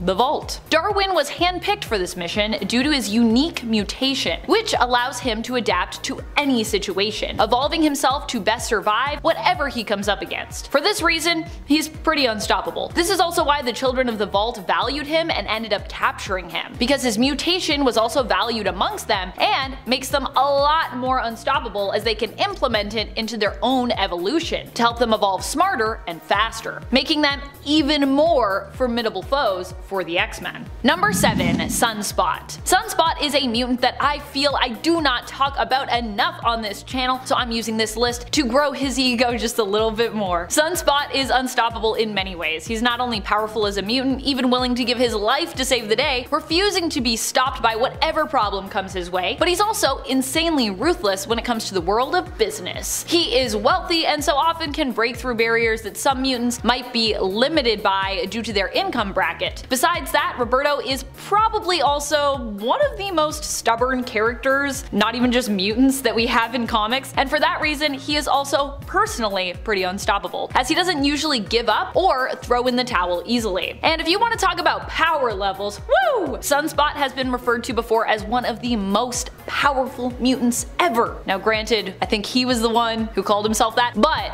Bobby's ego aside, I do actually myself believe him to be one of the most powerful. Number 6. Destiny. I love this suggestion from Jamie Dowdy, who commented on our last video saying, "I think Destiny will be the ultimate stop to Sinister. She's got something planned, as always." And I imagine a smirk at the end of this comment. As always, smirk. Because, well, you are so right, Jamie. Destiny does always have something up her sleeve. This is just because she is so good at seeing the future. There is very little Destiny seemingly can't see when it comes to all the multiple possibilities of the world, and I do agree that Destiny will likely play a key role in the demise later on of Sinister. Straight out of the gate, she threw many wrenches into his various attempts to enact his plan. If it weren't for Destiny, Sinister would have succeeded potentially a lot more easily and sooner. Also, people never think of mutants with precognitive abilities as being unstoppable because, well, they're usually pretty squishy, but you don't have to worry as much about being squishy when 1. Your wife is one of the most deadly mutants, Mystique, and 2. You can pretty much just like sidestep almost any and all dangers headed your way by seeing their potential before they have even arrived. Number 5. Emma Frost. Emma Frost is one of the best telepathic minds we have in the comics. She has proven herself to be even more powerful than some of the most iconic telepathic mutants, such as Professor Xavier himself, at one point laying traps in Cyclops' mind with which to ensnare Xavier should he attempt to enter Scott's mind, which of course he did. Emma also has proven how deadly she is when she manipulated the mutants into going to war during the Inhumans vs. X-Men event. Not her finest moment, to be sure, as a hero. Speaking of her being a villain, she also successfully stole Storm's body for a time in a body swap, managing to briefly infiltrate the X-Men, and even when Emma isn't using her own powers and mastering them, she's proving how powerful she is while using someone else's, like when she swapped bodies with Iceman and was able to use his powers to turn into water and travel through currents. So not only is Emma a powerful telepath, teacher, and businesswoman in her own right, but she can also be quite good at mastering mutant skills and power sets which don't even belong to her, which is probably what also makes her a really good teacher. Number 4. Mad Jim Jaspers. He is a weird mutant that actually started out as a villain who was anti-mutant himself. Mad Jim Jaspers was in essence someone who was seen as pro-human and anti-mutant until people realized he himself was a mutant with reality warping powers. He ended up being quite the foe as well, and despite having died multiple times, has returned time and time again. Most recently, he returned in Otherworld, first spotted there during the Otherworld tournament showcased in the Ten of Swords event. Jim literally just popped up there as the person in charge of the crooked market in Otherworld, a sort of black market in the fantasy world where a person can literally find and acquire anything they could possibly think of, no matter how rare, elusive, or seemingly forbidden. The even stranger thing is, last we saw him before this, I believe Jaspers was once again dead, and his random appearance was not explained here. So we still don't really know how he came back to life and got to Otherworld. I suppose we can chalk that up to just how unstoppable Mad Jim and his power set are. Number 3. Sync. Sync has recently become one of the most OP mutants to many X-Men fans. He was resurrected on Krakoa earlier as he was needed for a mission to infiltrate the Vault, where the children of the Vault had retreated to. The team was 3 mutants who are known for their unstoppable level of resilience, especially combined. It included Laura Kinney, formerly known as X-23, currently known as Wolverine, Darwin, and Sync. Of the 3, only Sync seemingly survived and escaped once they had the intel that they needed. Although later we learned that Laura also managed to survive, so now we kind of have 2 Lauras in the comics, old Laura and younger Laura, as she was initially believed dead and therefore resurrected. Sync was able to get valuable information back to Krakoa before dying himself and being resurrected once more in a younger body. You see, in the Vault, time moves differently, so he and the team had actually lived there for hundreds of years, despite the fact that a much shorter period of time had passed outside of the Vault on Earth. Upon being resurrected, Sync's powers seemed to mutate further, allowing him to retain the powers of a mutant that he'd synced with previously, as opposed to only being able to use their powers while nearby and synced with them. Although using this power to its fullest extent does seem to be hard on Sync's body, so there is that. Number 2. Iceman. I think Iceman has proven time and time again that he can't be stopped. The story I recanted earlier where Emma was able to use Bobby's power while in his body to travel through water as water, that is also something Bobby himself can now do, as was evident when he fought recently against Fin Fang Foom in the first run of the Marauder series. His fellow mutants and teammates had thought that Bobby had been destroyed when in reality he hadn't. It looked like Fin Fang Foom obliterated him, but Bobby, being Bobby, he just turned to water, went into the ocean, and came back up again, proving that he is a force to be reckoned with. Even hell can't stop Bobby. He'll just freeze it over again, as he's also done in the past before. And to be honest, it would probably be even easier for him this time around, as he's continued to grow in power since then. You know you're unstoppable when you are able to do things like freeze hell over. Number 1. Storm. Storm is not just a mutant with unbelievably unstoppable powers, she is also a literal goddess. What does that mean? Well, it means that Storm can be even more unstoppable just from the power of belief. At one point, Storm ends up literally being confirmed as a goddess after people believed for her to be one for years. We are shown that when people believe in Storm, this gives her even more power, which is wild because base level power Aurora Monroe is already off the charts. Storm is a fearless leader who does not even fear death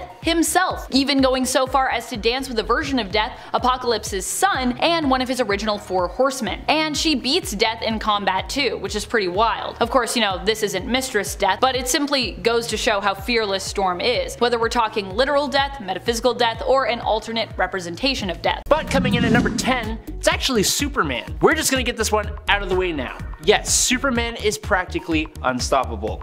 On one hand, you've got what is probably the strongest, most durable guy in DC with a heart of gold and a strong moral compass. He is basically a god to us, but he is also one of the very first real superheroes to show up in comic books. The benchmark for what makes a hero a hero. If it's not his massive amounts of power and his strong will that keeps him in the fight, then it's his massive popularity. When DC had the Death of Superman story, there was absolutely no way that Superman was gone forever. We've seen stories where he not only takes over the Earth, but stories where the Man of Steel lives until the absolute end of the universe itself. His own stories suffered because of the fact that he's just unbeatable. He's so damn powerful that nothing was a real challenge for him. Superboy Prime, essentially Superman without weaknesses, was one of the largest threats in the multiverse, and he went toe-to-toe with a Dr. Manhattan powered up Batman who laughs. Now I'm putting Superman at number 10 because he's a golden boy and he bothers me in a similar way to Captain America. I'm sorry. In at number 9 though is Orion. Orion is a new god and the son of Darkseid, and as a hero with a dark ancestry, he is quite the conflicted do-gooder. He has many forms and he has many abilities. He exists beyond the normal multiverse on a higher plane of existence called the Sphere of the Gods. Born on Apocalypse but adopted by the new gods of New Genesis, Orion is in a constant war with his inner darkness and with his father, Darkseid. Orion is repeatedly praised and stated to be a warrior with skill and ferocity second to none. While undercover on Apocalypse, he was their greatest warrior and would have slaughtered their entire army during training. He has held open the hand of the god of strength and might who was threatening creation and ripping holes in reality with that strength. He stands against and fights a sun-amped up Superman one-on-one, something no one else in the Justice League was able to do, and he can tank star system destroying explosions. Orion moves with the speed of thought. His intelligence was enough that he created the Genesis box, which can destroy and rebuild a universe. He can grow to any size he wants, move through time, has a healing factor, super senses, and wields the Astro Force, which does a hell of a lot on top of everything else, but as an example, it once sealed holes in reality and knocked out Superman in a single shot. And that's all just Orion holding back and not using his true power called the Source of the Beast. But I think we can agree Orion is a beast here. Coming in at number 8, Martian Manhunter. I think it's incredibly easy to overlook Martian Manhunter's incredible capabilities. Yes, he is more well known for being a telepath and a shapeshifter, but this guy packs a hell of a punch with the Martian abilities of phasing, Martian vision, and density alteration. Now, his probably most powerful form was when he became Furnace, completely negating his weakness for fire. But Furnace was a villain and therefore cannot really be on this list. But in DC 1,000,000, we get a John Johns who leads a war against Darkseid and gets him to surrender to the Source Wall, becoming trapped inside of it. The Source Wall, in return, gave John one wish. His wish was to become one with Mars, meaning John became a living planet while maintaining his multiversal telepathy and his genius intelligence. We don't get to see much of this version of John, but we can guess a lot of things about this version. Firstly, his weakness to fire is probably non-existent, because I mean, people gotta make fire on a planet just to survive. We can also probably assume John keeps his other Martian abilities to a degree, and there's also the possibility that the passage of time has increased those natural abilities considering he's defeated Darkseid. We can also assume he would now also have the powers that usually come with being a living planet, like weather manipulation and control of the elements. He can control the sands of Mars to an incredible degree to do crazy things, so there's that. But in at number 7, Swamp Thing.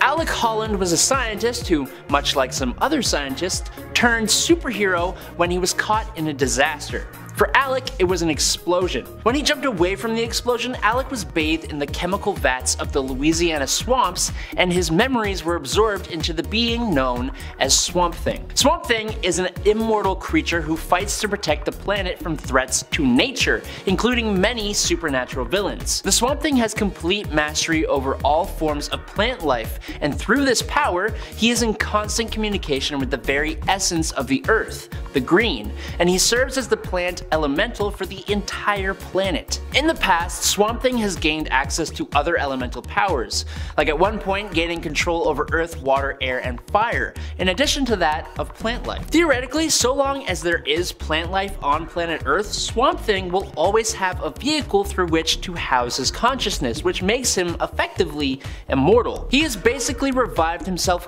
countless times, just forming a new body out of plant life every time the current body can't keep going on, and he didn't even know he was doing this for the longest time. As a member of the Justice League Dark, Swamp Thing has been called on to help battle many supernatural threats over the years, and his recent TV show was hella underrated. Bring that shit back. Number 6, Captain Atom. Nathaniel Atom was transformed into Captain Atom in the 60s after being semi-forced to participate in a potentially fatal experiment sitting at ground zero of a nuclear explosion encased in an alien metal. Now, the explosion didn't actually kill him. What it did do was bond the alien metal to his flesh, giving him superpowers and throwing him 20 or so years forward into the present day. The alien metal gave him incredible abilities like flight, matter manipulation, energy manipulation, time manipulation, energy absorption, telepathy, spatial manipulation, quantum manipulation, force field creation, time travel, magic and mind manipulation, and control over the quantum field. These powers have let him perform some insane feats, like you can imagine, like creating a universe within the quantum field and later destroying that universe, fighting Superboy Prime, easily defeating a team composed of multiple versions of himself before absorbing them and creating an explosion powerful enough to destroy a universal space-time continuum. That was a lot. He is truly an insanely strong being, and I would be ashamed to not include him on this list. Number 5. Jimmy Hudson. Jimmy Hudson is the son of Wolverine. He also inherited his claws, superior senses, and regenerative healing factor. Like his dad, it's believed that his powers may actually be based in survival as opposed to just healing, with James being seen as adapting to survive injury or harsh environments as needed. Unlike Wolverine, Jimmy can choose to coat his claws in metal, as this is actually part of his power set, and it's believed that only his claws end up being coated, not the rest of his skeleton. Jimmy was a crucial member of the mutant resistance, which fought against Sentinel and militia attacks that threatened to wipe out the mutants. In the end, the mutants were victorious and were given a choice of going to live on their own piece of land in Utah or taking a cure for their mutation. Jimmy was one of the few mutants who decided to keep his powers. Number 4. Storm. Initially in the Ultimate Universe, Storm didn't have great control over her powers, and mostly got by stealing cars, but after the X-Men took her in, she learned how to control and even master her powers, allowing her to become one of the most fearsome and powerful mutants around. Ultimate Storm is so cool. Storm is so fast, she has been shown to be able to catch people who are falling in midair, dodge bullets, and even keep pace with a plane. Impressive considering planes on average travel at speeds over 540 miles per hour or over 870 kilometers per hour. That's fast. She's also likely not someone you want to tangle with, as even when she takes hits in battles, she tends to keep fighting or instinctively strike back. Using her lightning storm and weather control powers, she's also managed to defeat multiple opponents with one single attack, whether they be Sentinel opponents or human opponents, and in some cases, even killing them. I think at one point she kills like 11 people at once, and it's just like, okay. Don't mess with Storm. Got it. I mean, I already knew that before from her 616, but now I really know. Number 3, Jean Grey. In Ultimates, it almost seems there is nothing Jean can't do. Before she joined the X-Men, she was in a mental institution as the manifestation of her powers made her seem insane. However, Professor X would save Jean and recruit her on his X-Men team, with her being the second member. In the Ultimate Universe, we have seen Jean become possessed by what she thought was a cosmic entity referred to as the Phoenix God, and almost lose control and her sanity. The biggest problem with Jean is similar to that of her Earth 616 counterpart. Immense power threatens to basically break her mind, or at least take over her sense of sanity. In the comics, Jean is not only a skilled telepath, and was even able to read Wolverine's mind, something Professor X believed wasn't even possible, but she also happens to, weirdly enough, be a skilled doctor and surgeon as well, although I'm pretty sure she doesn't have any medical license. Say what? Jean was even shown to be capable of connecting and tapping into the multiverse to reach out and see various versions of herself. Basically, she can do everything, because being a telepath is crazy powerful. Number 2, Magneto. Obviously, one of the most powerful mutants out there has to be Magneto, not just for the powers of magnetism that he wields, but also just for his influence. Magneto was the mastermind behind Ultimatum. I suppose I should use the term mastermind lightly there, as Ultimatum in general is not really seen very favorably in most fans' eyes. I admit it was controversial and caused a lot of perhaps needless death. In fact, I would say it was needless death. But you have to acknowledge just how much of a threat it painted Magneto out to be. While I'm not sure about Magneto basically committing genocide as a victim of one himself, you have to admit that this made him one of the most fearsome characters in all of the Ultimate Universe. And for Magneto, there is power in fear, even though oddly enough, it is usually fear that tends to power the hate that he often stands up against. Number 1, Kitty Pryde. One of the most powerful characters as a leader especially. She ends up becoming the ruler of the mutant tent nation that the mutants dub Utopia. This is a portion of land in Utah that the mutants who choose not to accept the cure are given. In fact, all those who refuse to take the cure are forced to live there. Kitty ends up fighting a war against Jean Grey in the Ultimate Universe as well, because Jean wants Kitty to join the mutant nation that she was put in charge of ruling after the death of Zorn with an X, Xian. But Kitty refuses to bring their people together. Kitty is such a good leader, she even steps down from her title as the leader of Utopia to help ease the target on her own people's backs because of her and Jean's conflict.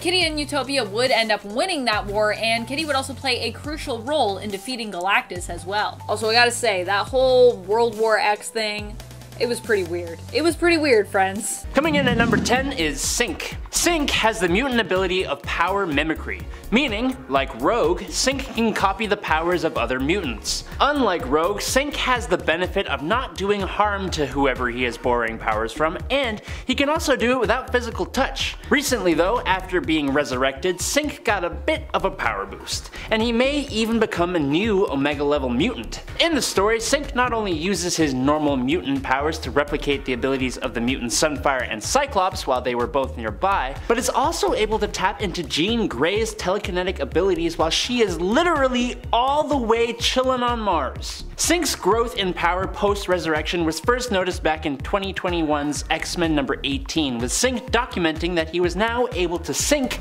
not just with mutants, but other superhumans as well, which is quite the boost, and I think it just keeps going up and up and up. In the House of M alternate reality, Sync even got to the point of permanently retaining others' powers, which would be an incredible significant power boost as well. As a main member of the X-Men though, it's kinda hard to be surprised he's getting power boosts. So, yeah. At number 9 is iBoy. iBoy is usually undervalued because he looks really silly, and I get it. He does look like if the drummer for Kings of Leon had 57 eyes, but you should never judge a book by its cover because although iBoy doesn't look very menacing and seems rather confused most of the time, he's actually got a pretty good power set. He's got the ability to see just about anything, no matter how small and no matter how far. But on top of his microscopic and telescopic vision, he can also see basically every light wave there is, including X-ray, infrared, and thermal, among many others, including the magical plane as well. He also has night vision and even chemical detection. That's right, he can see pheromone secretions from people, giving him a tracking ability as well. iBoy is just one of those sad cases where he's just too unsettling looking to really garner much respect for who he really is and what he's truly capable of. Number 8. Domino. Nina Thurman is a mutant weapons expert and mercenary. Under the name Domino, she was introduced in the early 90s as a member of X-Force. Domino is a survivor of a bunch of unethical scientists who were trying to create the perfect weapon. Tale as old as time, really. But this means Domino has all the talents and skills you would expect of an expert mercenary or secret agent. But we're here to talk about powers, and Domino's are unique to say the least. Domino has probability manipulation powers, meaning she is almost always lucky. She exudes at all times a subconsciously activated field that alters the probability of occurrences in her line of sight in her favor. This means that whenever she is stressed, excited, or focused on something, things will go improbably well for her, and quite poorly for her opponents. Now there is a caveat to this. She needs to actively be trying to help herself for her power to work. So like, if debris is falling from the sky and was about to hit her on the head, she would still be hurt if she just stood still. But if she tried to avoid that debris, she would move perfectly to avoid each and every piece about to hit her. Now the full potential of Domino's abilities hasn't actually been fully realized yet, and Marvel has a knack for updating powers whenever they want. But with an ability to be lucky, there's only a finite amount of things you can't do. At number 7, we've got Forget-Me-Not. Forget-Me-Not might also be a case of people judging a book by its cover because he doesn't really look too menacing, if we're being honest. But to be fair, his powers do also sound pretty lame at face value, so it could be that. Basically, this mutant can't be remembered by anyone he meets once he's out of sight. And as sad as this must be for him in his personal life, Forget-Me-Not can use this power to his advantage in a huge way in the right circumstances. In one case, he's even able to dupe all of X-Force when the team has to form an elaborate plan just to track him down. They're only able to finally catch him by having Dr. Nemesis record himself explaining to the team the existence of Forget-Me-Not as they search for him, and they keep watching it over and over again on their coffee breaks. And the only caveat to this whole situation is that the maintenance bots, along with, I'm assuming, any computer automated system, can remember Forget-Me-Not, which sort of weakens the potential for his powers in a way. So although he's more powerful than you might think, he's still got some vulnerabilities, but heck, everyone does, right? Forget-Me-Not. Number 6. Dust. Created by Grant Morrison and Ethan Van Sciver for 2002's new X-Men number 133, Soraya Kadir is a young Muslim mutant who's enrolled in the Xavier Institute for Higher Learning. Now, she has largely been just a background character in the stories she shows up in, but Dust has been present for some of the largest events in recent X-Men history. Soraya was even one of the mutants who kept their powers after M-Day. Soraya is usually a pretty shy and quiet girl, but don't let that fool you. Her powers are no joke. Dust is able to transform into a cloud of sand, or dust, and even act as a violent sandstorm, literally stripping the flesh from her opponents. When she couldn't properly control her powers yet, Dust even unintentionally flayed 2 men alive after unleashing her power in an act of self-defense. Dust has also been shown to use her power internally, meaning like inside another person, entering her enemy's lungs and eroding them from the inside out, which is just a lovely thought. But wait!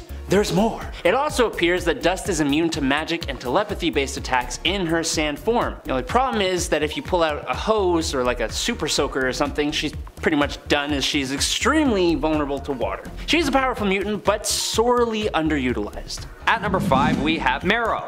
I've covered this mutant in almost every one of my lists for the last few weeks now, and for good reason. She is just such an underappreciated mutant considering how versatile and honestly cool her powers are. And if you are a Marrow diehard fan, you know that she's had some difficulties with her powers, which might explain part of the reason why people tend to write her off. Initially, Marrow is unable to control the growth of her bones, which leaves her with some pretty painful and frankly terrifying looking struggles. But these days she's honed her powers and has become quite impressive as a result. Her extreme bone growth allows her to eject super durable spikes from her skin, and then she can use them as weapons. She is adept at hand-to-hand combat, so this, paired with her ability to literally grow her own weapons and then heal up without issue, makes her pretty unstoppable. Number 4. Jubilee. Jubilee's energy plasmoids might actually be one of the most potent of the X-Men's arsenal. The plasmoids aren't fireworks, even though they look a hell of a lot like them. They're actually closer to superheated plasma. She can create a bolt of bright light, but she can also push out enough power to bend steel or destroy a tree. And with precision can even detonate microbursts inside someone's brain. So that's the amount of range we're talking about here. But that ain't all. It goes even beyond that. As Jubilee's Generation X instructor, Emma Frost, once speculated, if wielded properly, Jubilee could detonate objects on a subatomic level, meaning this unassuming mall rat can cause explosions of atomic proportions. She's a highly underrated character in the comics and gained a lot of popularity in the 90s thanks to the X-Men TV show. And while she's gone in and out of having powers, she still remains one of the cooler characters in the X-Men's lineup. At number 3 is Morph. Morph might sometimes be underestimated because of his funny disposition and his somewhat harmless look. With one of the best personalities out of all the mutants in my opinion, Kevin Sidney uses humor to work through his internal issues after his mother's death. But externally speaking, he deals with his other issues using his totally underrated power set. Morph is a master shapeshifter, capable of changing his body and his voice to mimic those of others. Not to mention, he's also able to fly at speeds of 40 miles per hour and has a healing factor due to his ability to manipulate the makeup of his molecules. But what's coolest about his powers is that if he chooses to grow more muscles, his strength will actually increase along with his appearance, and even if he can't get his strength up to match his opponent, his defensive stats are insane due to his ability to absorb the impact of any physical projectiles by simply allowing them to pass through him. Number 2. Gambit. Gambit has the really cool mutant ability of molecular acceleration, allowing him to convert the potential energy of a non-living object through touch and kinetically excite the molecules to the point that they explode. Usually when a mutant has an ability that manipulates molecules, they have a pretty vast array of powers. But for Gambit, he mainly uses his abilities as attacks, charging up his signature playing cards and bow staff. But in an alternate universe, there is a future variation of Gambit known as New Sun, who is what Gambit would be if he reached the full potential of his power. He can manipulate kinetic energy down to a molecular level, meaning New Sun can charge objects and living beings without being in contact with them. He can stop objects that are in motion and make still objects begin moving. He can turn into a wave of energy, letting him travel through space and other dimensions, and he was even able to defeat the Dark Phoenix in his own universe by himself. We do see 616 Gambit use a lot of the same abilities as New Sun in a fight between the two in Gambit's 1999 solo series, but just knowing the potential this awesome Cajun sensation can reach, ooh, it's spicy. At number 1 is Chamber. Chamber is another underrated mutant with a power set that isn't quite appreciated the way it should be. It may have something to do with the trauma that Jonathan Starsmore goes through to acquire his powers, and further how that experience hinders him from achieving certain goals that other more accomplished mutants are able to. Basically, Chamber has what's described as a furnace of psionic energy stored in his chest, and when his powers are first discovered, this energy explodes out of him, destroying the lower half of his mouth and blowing a hole in his chest cavity, forcing him into intensive surgery to reconstruct the lost body parts. Eventually, he hones his powers to a point where he can aim psionic blasts on command, which is kinda like Cyclops, except in this case it's coming out of a hole in his chest. But what's more is that Chamber later learns that he's in fact a descendant of Apocalypse, and he is eventually properly reconstructed by Clan Akaba in the appearance of Apocalypse. Although this leads him into a depression, Chamber then gets a huge power boost from this modification and changes his name to Decibel before joining the New Warriors. Number 10, Iron Man. I mean, Tony is just a man, but he is still a very determined man, and he's willing to put everything on the line when it comes to saving the day or fighting for what he believes in. A few examples of this can be seen from both the comics and the Marvel Cinematic Universe. In the Marvel Cinematic Universe, Iron Man ends up being the one to wear the Infinity Gauntlet, snapping to defeat Thanos as the heroes make their final stand. He knows he won't survive this, but it's up to him in the end to save the day, and he's willing to give his life to stop Thanos and prevent him from once more erasing 50% of the universe's population with a snap. During Civil War in the comics, Iron Man also exhibits how committed he can be to a cause, when he believes the best way to prevent civilian casualties is by basically reining in superheroes, having them register and in essence work for the government. His beliefs are so strong that while other heroes disagree with his methods, he is willing to go to war over it, starting the first civil war against the superheroes that disagree, who are led by a man who believes in freedom among all else and knows all too well what it's like to be a government pawn. Captain America's Steven Rogers. And friends, before I move on to our next spot on this list, if you love what we're doing here at Top 10 Nerd and you need more Marvel content in your life, be sure to check out our Top 10 Marvel playlist for that. Number 9. Doctor Strange. Even when Doctor Strange died, he didn't let that defeat him. In Death of Doctor Strange, Strange comes back to investigate his own death and solve his own murder. Well, a version of him does anyways. And the amazing thing is that he also seems to have left clues for his alternate self to solve the murder. In the end, when Clea attempts to call him back before accepting the role of Sorcerer Supreme as Doctor Strange's wife, Strange, however, says he cannot return because he knows what it will cost, and that it breaks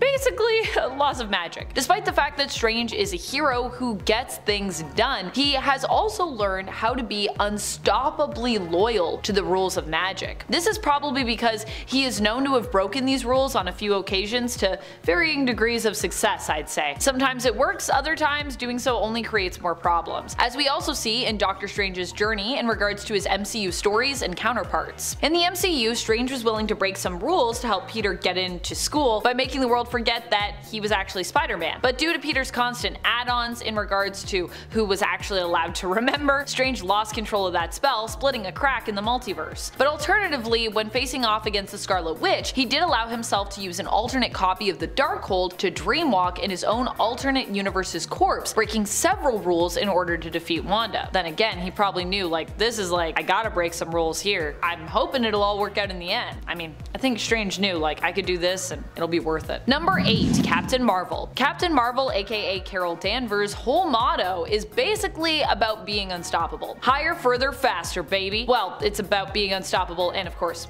flying. Carol loves to fly. Even when an alternate version of her shows up on God Emperor Doom's battle world during Secret Wars, where she is given a life that she should seemingly love, this version of Carol becomes suspicious of Doom and ends up rebelling, questioning if what he tells her about the sky is actually true. This lines up perfectly with the type of hero Carol is in the main reality as well. During Secret Wars, the Captain Marvel of Earth 616 was one of the heroes on the Life Raft who had been preserved to the end of the multiverse and rebelled as well against Doom to try and reset the multiverse back to normal, which happens after Reed gets control of the Beyonders' powers, winning them back in a battle against Doom and using them along with the help from his family to rebuild the Marvel multiverse. Aside from that, Carol in the main continuity has also lost her memories multiple times and even died and been resurrected, and she hasn't ever let any of that stop her from doing what needs to be done in terms of heroics. Captain Marvel also happens to be one of the most powerful superheroes out there in Marvel Comics. She's got a ton of combat experience, military experience, pilot experience, and can survive in the vacuum of space. Number 7. Blue Marvel. Blue Marvel is one of the Superman-like characters that Marvel has to offer us. In fact, I would argue of the characters that we have in that category that are like DC Superman, he is one of the most underrated and often understated for how powerful he truly is. Adam Brashear, as he is known, is actually powered by antimatter, in essence becoming a living, breathing antimatter or negative reactor. The antimatter that he harnesses comes from the negative zone, which is why we might refer to him as a negative reactor as an alternate to an antimatter reactor. But he isn't a negative character, just the opposite. He is an amazingly powerful positive character, a superhero. Blue Marvel got his powers way back in the day and has actually been an active hero since the 60s in terms of the comics inner timeline. However, he didn't end up staying as one throughout his history due to the fact that he was black, with President John F. Kennedy heartbreakingly even asking him to retire from heroics because tensions were running high and America just wasn't ready for a black superhero at that time. Fortunately, they're ready now. Which is also great because we need a hero like Blue Marvel who isn't just unstoppable because of his nigh invulnerability, strength, and ability to manipulate energy, but also because he happens to be a super genius as well. And while some might take his temporary retirement as Blue Marvel giving up, really he was more just biding his time. A decade later he would once again return to heroics, joining the mighty Avengers of the 1970s, so he also wasn't out for really that long, fortunately. Number 6. Namor. While some might have more power than Namor behind their mighty fists, I would argue that Namor tends to be even more stubborn and determined a lot of the time. He isn't one to back down, and generally a good speech doesn't really cut it for making him stop whatever it is he's doing. Although he also probably wouldn't attack mutant kind since, you know, he is a mutant. But then again, if mutant kind did something to harm Atlantis, he might. Namor is a mutant, but first and foremost he is a ruler, believing and fighting for his people and their underwater nation. Case in point, when Krakoa first emerged and he was actually approached to join and acknowledge the country, but he decided to reject their offer to join the nation as a mutant. Although I imagine Atlantis would still recognize Krakoa, but I can't remember for certain if that's been mentioned in anything that I've read. Let me know in the comments if you know if Atlantis has acknowledged Krakoa yet. Namor is also in his own right a powerhouse, and while he might not be as well known for his strength as someone say like the Hulk, he also has shared a place on the Defenders team, with him proving how undeniably powerful he is to have earned that place. In fact, the Defenders remains one of the most powerful teams at Marvel, so typically anyone who makes the cut should be considered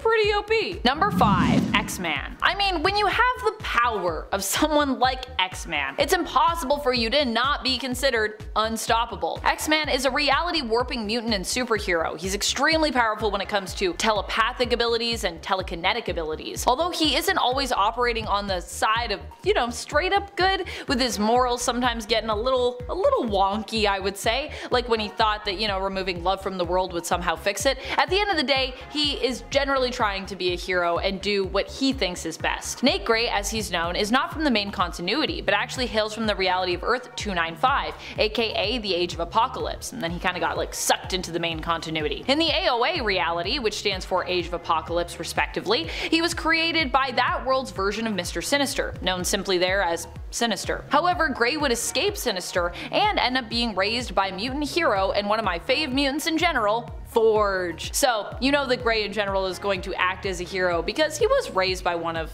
the best heroes, I'd say. When he did decide to take control of the world, becoming its god and shaping it into what he thought it should be, he was only threatened by basically all of mutant kind coming together to try and stop him. And even then, they failed. That was the only threat that he had, and he was like, well, dealt with that. Of course, while this all sounds kinda evil, becoming basically a tyrant and kinda conquering the world, this was actually done by Nate to fix the world, so it's not as bad as it sounds, really. He was like, look, I'm gonna die soon, and I feel like if I'm gonna die, I need to fix everything. So here I go, I'm gonna try to fix it. And then people were like, yeah, we don't really like when you try to just fix things, Nate. And he was like, okay, well, fair enough, fair enough. Number 4, Deadpool. Deadpool is so unstoppable, it's annoying. He has actively destroyed the Marvel universe before, killing everyone in it. He was so determined to escape a world that he no longer believed was real. Deadpool is also an immortal being thanks to his healing factor, and for a while thanks to the curse that Thanos put on him. Yeah, that's a true story. Deadpool was getting a little too cozy with death, and Thanos did not like that. That's because Thanos has always had a thing for Mistress Death, and is always trying to win her favor so that they can one day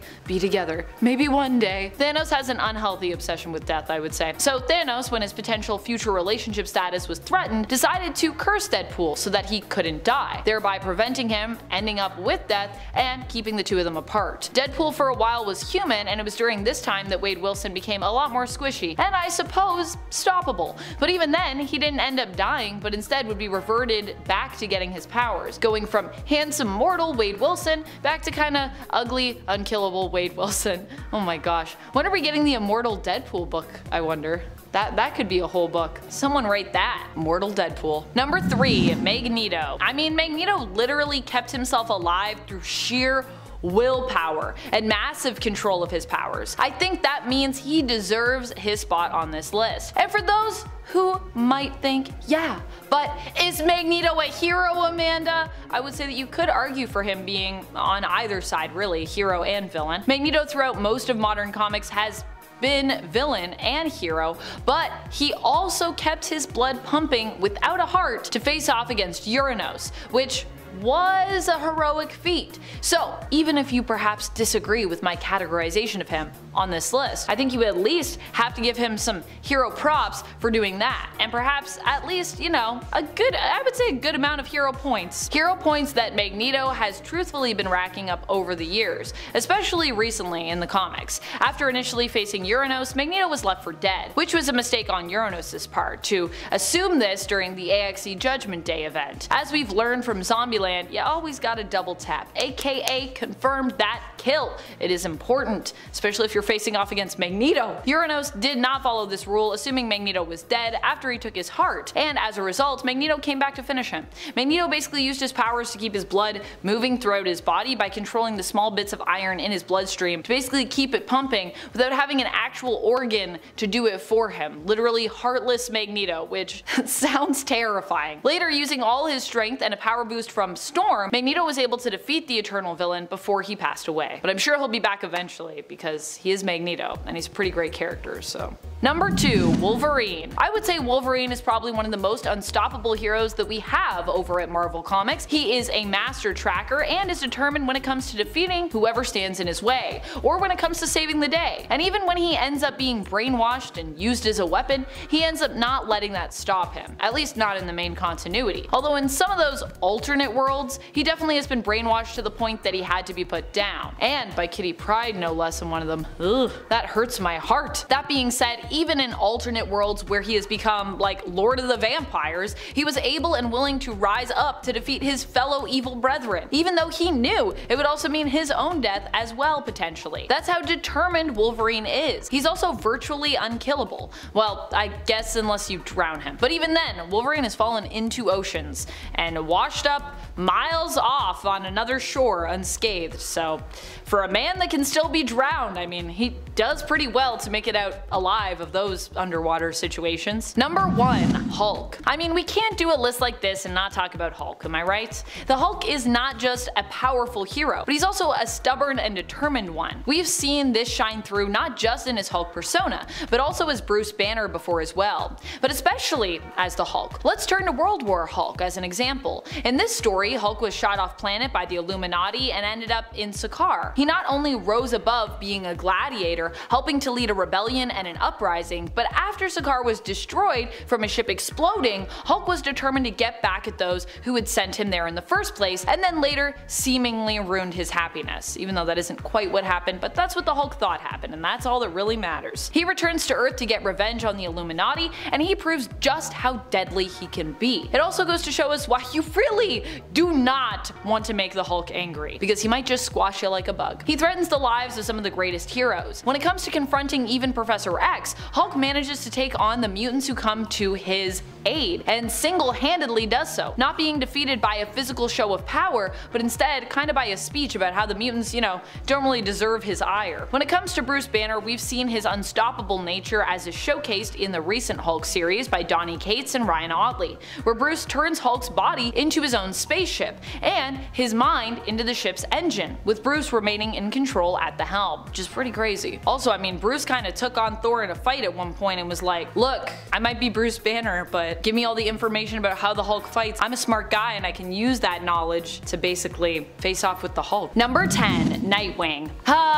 I love Nightwing. Okay, so lately Nightwing has been using not only his vigilante persona, but also his everyday civilian identity of Dick Grayson to do whatever he can to help save the people of Bloodhaven. If that doesn't make him unstoppable, I don't know what could. Both an everyday hero as Dick Grayson, using an inheritance that he was given from his father figure and in essence other dad, Alfred Pennyworth, to save the city by attempting to reform it while also reclaiming it from corruption, and as a superhero, operating as Nightwing and fighting physically against criminals and those corrupted by crime to prevent them from getting in his way. As I see it, the only thing that might stop Dick Grayson, aka Nightwing, in the future is the very real threat of sleep deprivation. And friends, before we move on to our next spot on this list, if you love what we do here at Top 10 Nerd and you love hearing about unstoppable heroes, we got a playlist for you. It's called our Top 10 Most Powerful playlist, and it's got sort of a similar vibe throughout. Number 9. Batgirl. Batgirl is Barbara Gordon, although Babs at this point is known by multiple names and is no longer the only Batgirl either. Barbara Gordon, above all else, I would say is a survivor, and because of that I feel like I would be remiss if I did not include her on this list. Batgirl has had a weird history. A history that similarly seems to haunt many female heroes over at DC, with many of them having been nerfed in some way when it comes to their abilities or their power set. For Batgirl, this happened when she was fatally wounded, shot through the spine by the Joker, and as a result became paralyzed from the waist down. While technically told in an out-of-canon story, this aspect of the Killing Joke did become canonized for some reason. But did Babs let the trauma of this incident and her newfound disability stop her from fighting crime? No, she did not. She ended up reinventing herself as a master hacker, computer genius, and intelligence expert, known as the Mysterious and Unknown Oracle. Thanks to experimental medical tech, Babs is also now back to being Batgirl, as she can walk again, and even still fights crime from both sides, both on the streets and from behind the screen. Truly, she can do it all, making her a very difficult, if not entirely possible, superhero to stop. Number 8. Ghostmaker. Is Ghostmaker a superhero? Perhaps a reluctant one in terms of altruism, but most definitely one in terms of someone doing some actual good and heroic deeds. Even in his own greatest feat story that he recanted to Batman, Batman had a sense that there was more going on for Ming-Hua Khan than he let on in terms of why he was really after Madame Midas. And Batman was right. As was revealed in the final chapter of Ming-Hua's story, Madame Midas tied back to his origin and the real reason why he wanted to become a vigilante in the first place, which tied back to what happened to his parents many years ago. So although they are very different characters, it turns out that Ghostmaker and Batman also share a lot of intrinsic similarities. In terms of his unstoppability, have you read the story where he goes up against Madame Midas? If that isn't an example of someone who cannot be stopped, I do not know what is. You can find this story continued in parts at the back of Batman issues 107 through 111 from the current run of the series, with the final chapter at the center of the Batman 2021 annual issue. Number 7. Mr. Terrific. Mr. Terrific is someone who we don't really talk about enough. Something that I've always felt was kind of weird over at DC is there are a lot of heroes who are super strong and also heroes who are super smart, and in general, they tend to be the same people. In other words, their heroes really can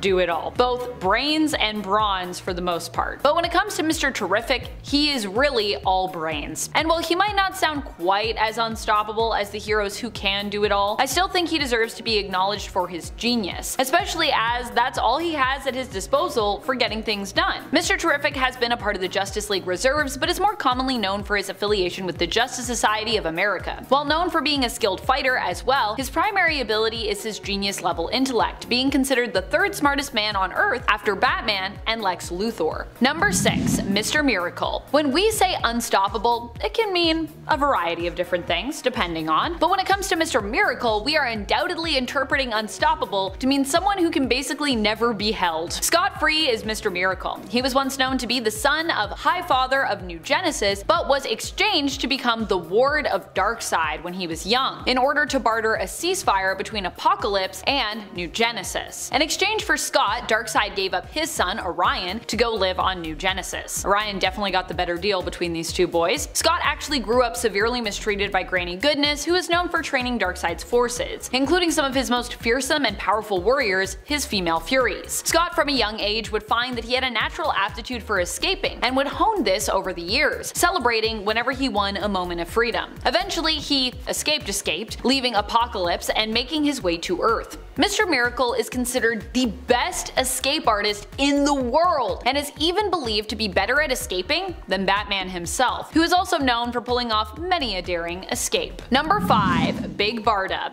Big Barda is another hero who often feels invincible in terms of her approach to heroism. Big Barda herself is a new god. She hails from Apocalypse, where she was once one of Darkseid's fearsome female Furies. While most born on Apocalypse are actually kinda like made in labs, selectively bred, Barda was actually born of love, something that makes her unique. While her mother's genes were intended to only be combined with others who would make the strongest and fiercest offspring, her mother, Big Barda, one of Apocalypse's most fierce warriors, found a way to ensure that her first child was actually one resulting from love. However, once Darkseid found out, he took the child, placed her in the Gestatron, and then shipped her off to Granny Goodness. This is what makes Barda likely so inclined to heroics. Her father's seed was not chosen to match the traits that Darkseid most desired, and the power of love, as well as being a straight up badass, is also what generally compels Barda to be relentless when fighting for a cause she believes to be most just. Number 4. Plastic Man. Plastic Man is another completely unstoppable force over at DC Comics, even more so than some of the others on this list. This is because Plastic Man actually uses his stretching powers to be one of the coolest and most effective heroes around. We don't usually talk about him, but we should. Sure, he's not always the best guy, especially if we're talking about the New Earth continuity, but when it comes to heroics, there is almost nothing that can get in his way. He can get around any door thanks to his stretching powers and having complete molecular control over his body. He can manipulate his size, even impersonate other people by shapeshifting, and was even given duplication powers at one point, making him akin to like a really stretchy multiple man, which is pretty wild. Also, due to his elasticity, Plastic Man is super durable. He can't be torn apart and isn't super susceptible even to blunt force damage. The one thing he does seem to have a weakness to, though, like most plastics, is extreme heat as well as chemical solvents, you know, like acid. Number 3. Power Girl. One of my favorite heroes over at DC is Kara Zor-El. She hails from the reality of Earth 2 and is the alternate version of Supergirl in that reality, although I'm sure some fans like myself might even think of Supergirl as Power Girl's alternate. Gasp. Still, Supergirl was technically around for longer, so really Power Girl is the alt here if there is an alternate. But despite being herself like an alternate version, Kara is unique in the sense that she really is her own character. In fact, it feels weird for me to even be acknowledging her as an alternate even though technically she is that. Power Girl, like her cousin Superman, is a Kryptonian, and with her Kryptonian physiology also comes a ton of superpowers that put her on a similar power level to Supes himself. While in the previous iterations, Power Girl did have a regrettable weakness to organic materials, meaning that sticks and stones could actually break her bones, after New 52, this was no longer a thing. Thank goodness. Number 2. Val-Zod. Val-Zod as Superman is probably one of the most powerful alternates that we have in the DC multiverse. Val-Zod, like Power Girl who came before him on this list, is another superhero from Earth 2. Val-Zod was another Kryptonian who landed on Earth following Superman and Kara Zor-El. And although in this reality there is a Superman on Earth 2, Val-Zod is still kinda like an alternate Superman because he's kinda got a bit of a similar story, although he's still also very much his own character, so kinda like Power Girl.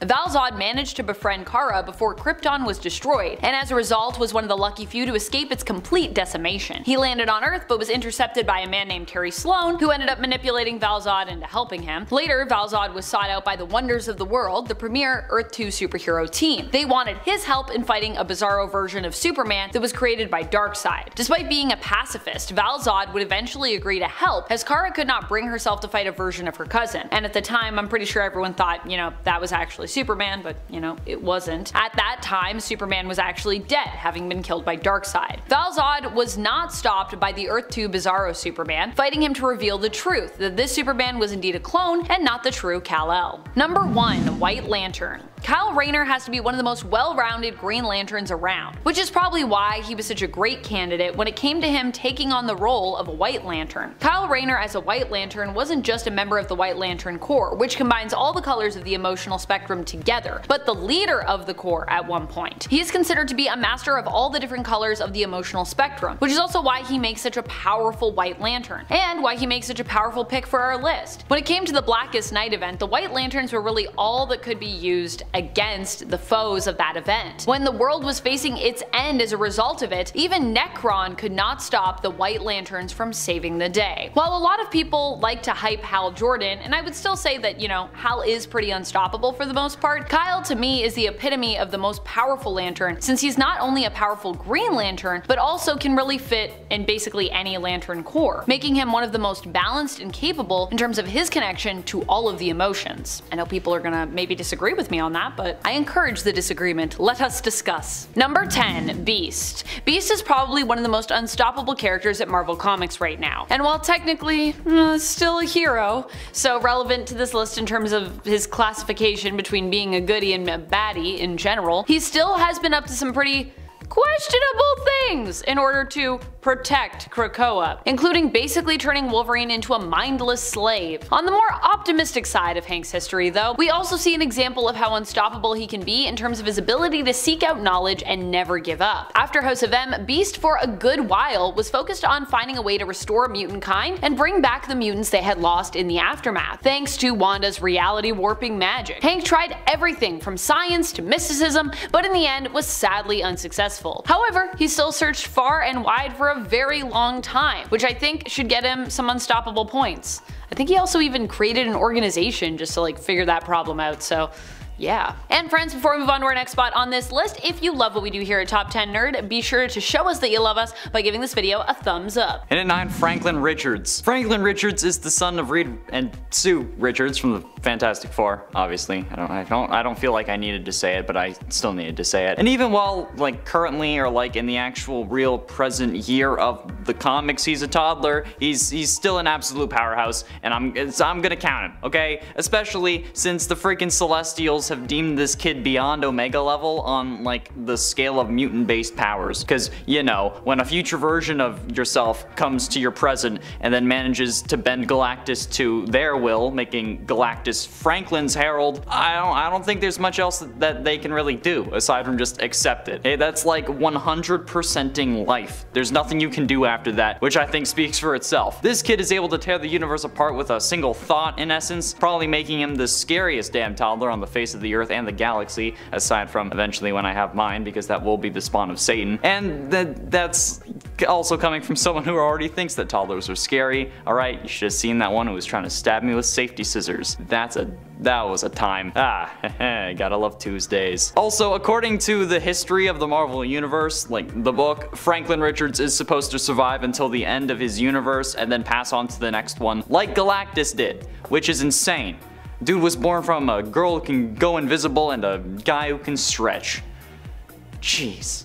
Number 8. Moon Girl. Friends, I just read the Moon Girl team up with the X-Men, which continues her journey on the hunt for Devil Dinosaur, who has been dino-napped, and it was way too cute, and I have to include her, so sorry but not sorry. Also, Moon Girl does not get enough love, and Luna Lafayette, she's pretty unstoppable, let's be honest. Not only does she succeed in rescuing Devil Dinosaur in her team-up series, and as such will be returning with her own series with her Dino pal in tow, which I recently picked up the first issue of, although I haven't read it yet, but she also has solved problems that have stumped many genius-level individuals in the Marvel Universe. Moon Girl was smart enough to find a way to almost single-handedly destroy the Terrigen Mists, when that threatened basically a war between the Inhumans and the mutants. I mean, granted, there were others who were kind of trying to puzzle it out before her, and succeeding at least somewhat in that, but it was really Moon Girl that made the destruction of the Mists possible in the short time the heroes had left to rectify the conflict between the two sides. And while her instantly fixing 4 Forge's work may have irked a lot of comic book fans. I will say it did show just how brilliant Moon Girl is, because Forge is literally one of the best inventors that we have at Marvel Comics in terms of his intellect and his know-how, so that just goes to show you basically how cool Moon Girl is. I don't really see it as a downside, but I understand. I love Forge too, so it is a little like, oh, my heart. And at 7, Spider-Man. No matter what Spider-Man or Spider-Person you're referring to, none of them will ever be stopped in the grand scheme of things, alright? Not only is Peter alone an insanely resilient individual, but that's part of the whole Spider-Person identity. Getting back up no matter how many times you get knocked down or no matter how hard you hit the mat. Which is why Spider-Man is Marvel's most popular character, or well, one of the reasons. Which is yet another reason why he's unstoppable. Because why would Marvel end a character that is just making them mad bank? Spider-Man's introduction in essence resurrected the MCU in a time where people thought that Civil War was going to be lame, and now seemingly the driving force behind it, since the majority of the OGs have retired or were killed or sacrificed themselves or whatever. Spider-Man is a powerhouse in a ton of industries, and that plot armor is going to be more powerful than anything Tony Stark could ever make for him. Cosmic Spider-Man was awesome and something I want to cosplay, but the plot armor is truly the most powerful version of this character. Plus the whole thing where he has to actively pull his punches, otherwise, you know, we'll have a whole Andrew Garfield situation. And then when he threatened the Kingpin, because, you know, if things had gone another way,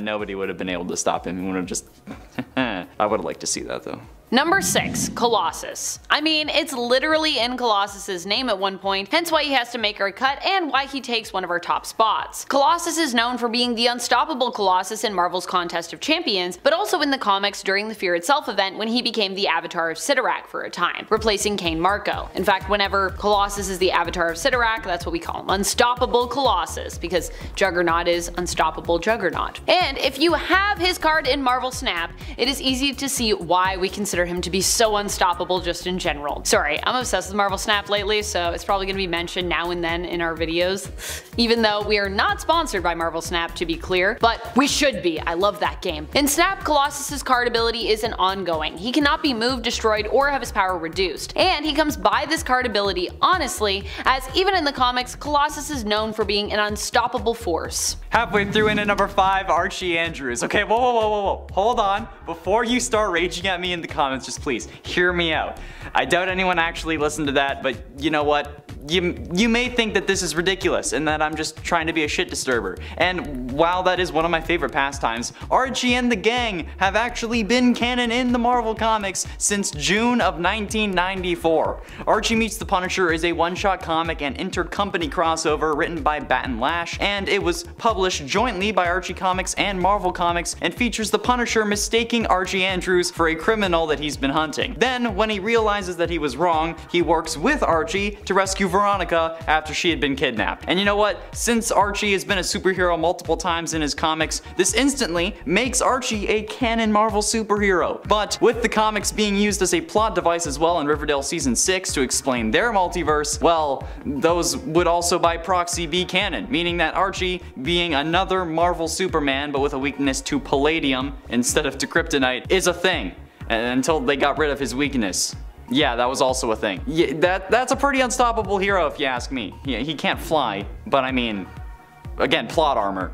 Number 4. Storm. On part 1 of this list, I talked about how Magneto was unstoppable after Uranos' invasion. How even after seemingly being killed, Magneto just got back up. Well, he wouldn't actually have been able to keep going if it wasn't for Storm and their weird, kinda sexy team up in their fight against Uranos. But this isn't the only time that Storm has become unstoppable. There are a few others that stick out in my memory. There is the time that she was infected by the Children of the Vault's technology, which threatened to overtake her body like a virus. This happened actually pretty recently, within the last few years. Her brush with the deadly tech left Storm comatose, temporarily, until she was revived by the combined efforts of Jean Grey and Emma Frost in their own giant-size X-Men comic, which they shared together. However, Storm was still very unwell after this and left with an estimated 1 month to live. While Krakoa has the capacity to resurrect any fallen mutants, or anyone else that they feel so inclined to bring back at this point, Storm refused to take this easy way out. She would not just lay down and surrender to death. Why? Because Storm is a badass, that's why. And also I think because she felt it undermined the value of life to do so, which she was not here for, and honestly,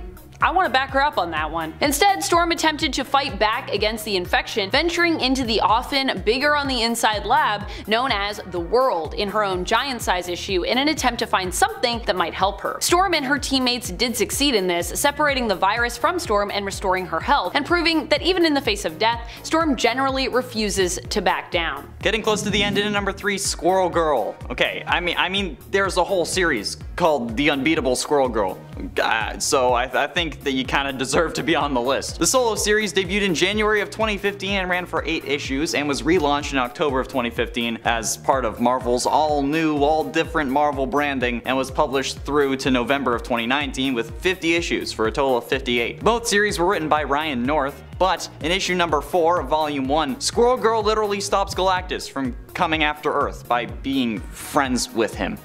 I mean, come on, you're literally unable to sit there and tell me that this doesn't make her deserving of this list. Bro, she didn't even have to fight him, for God's sakes.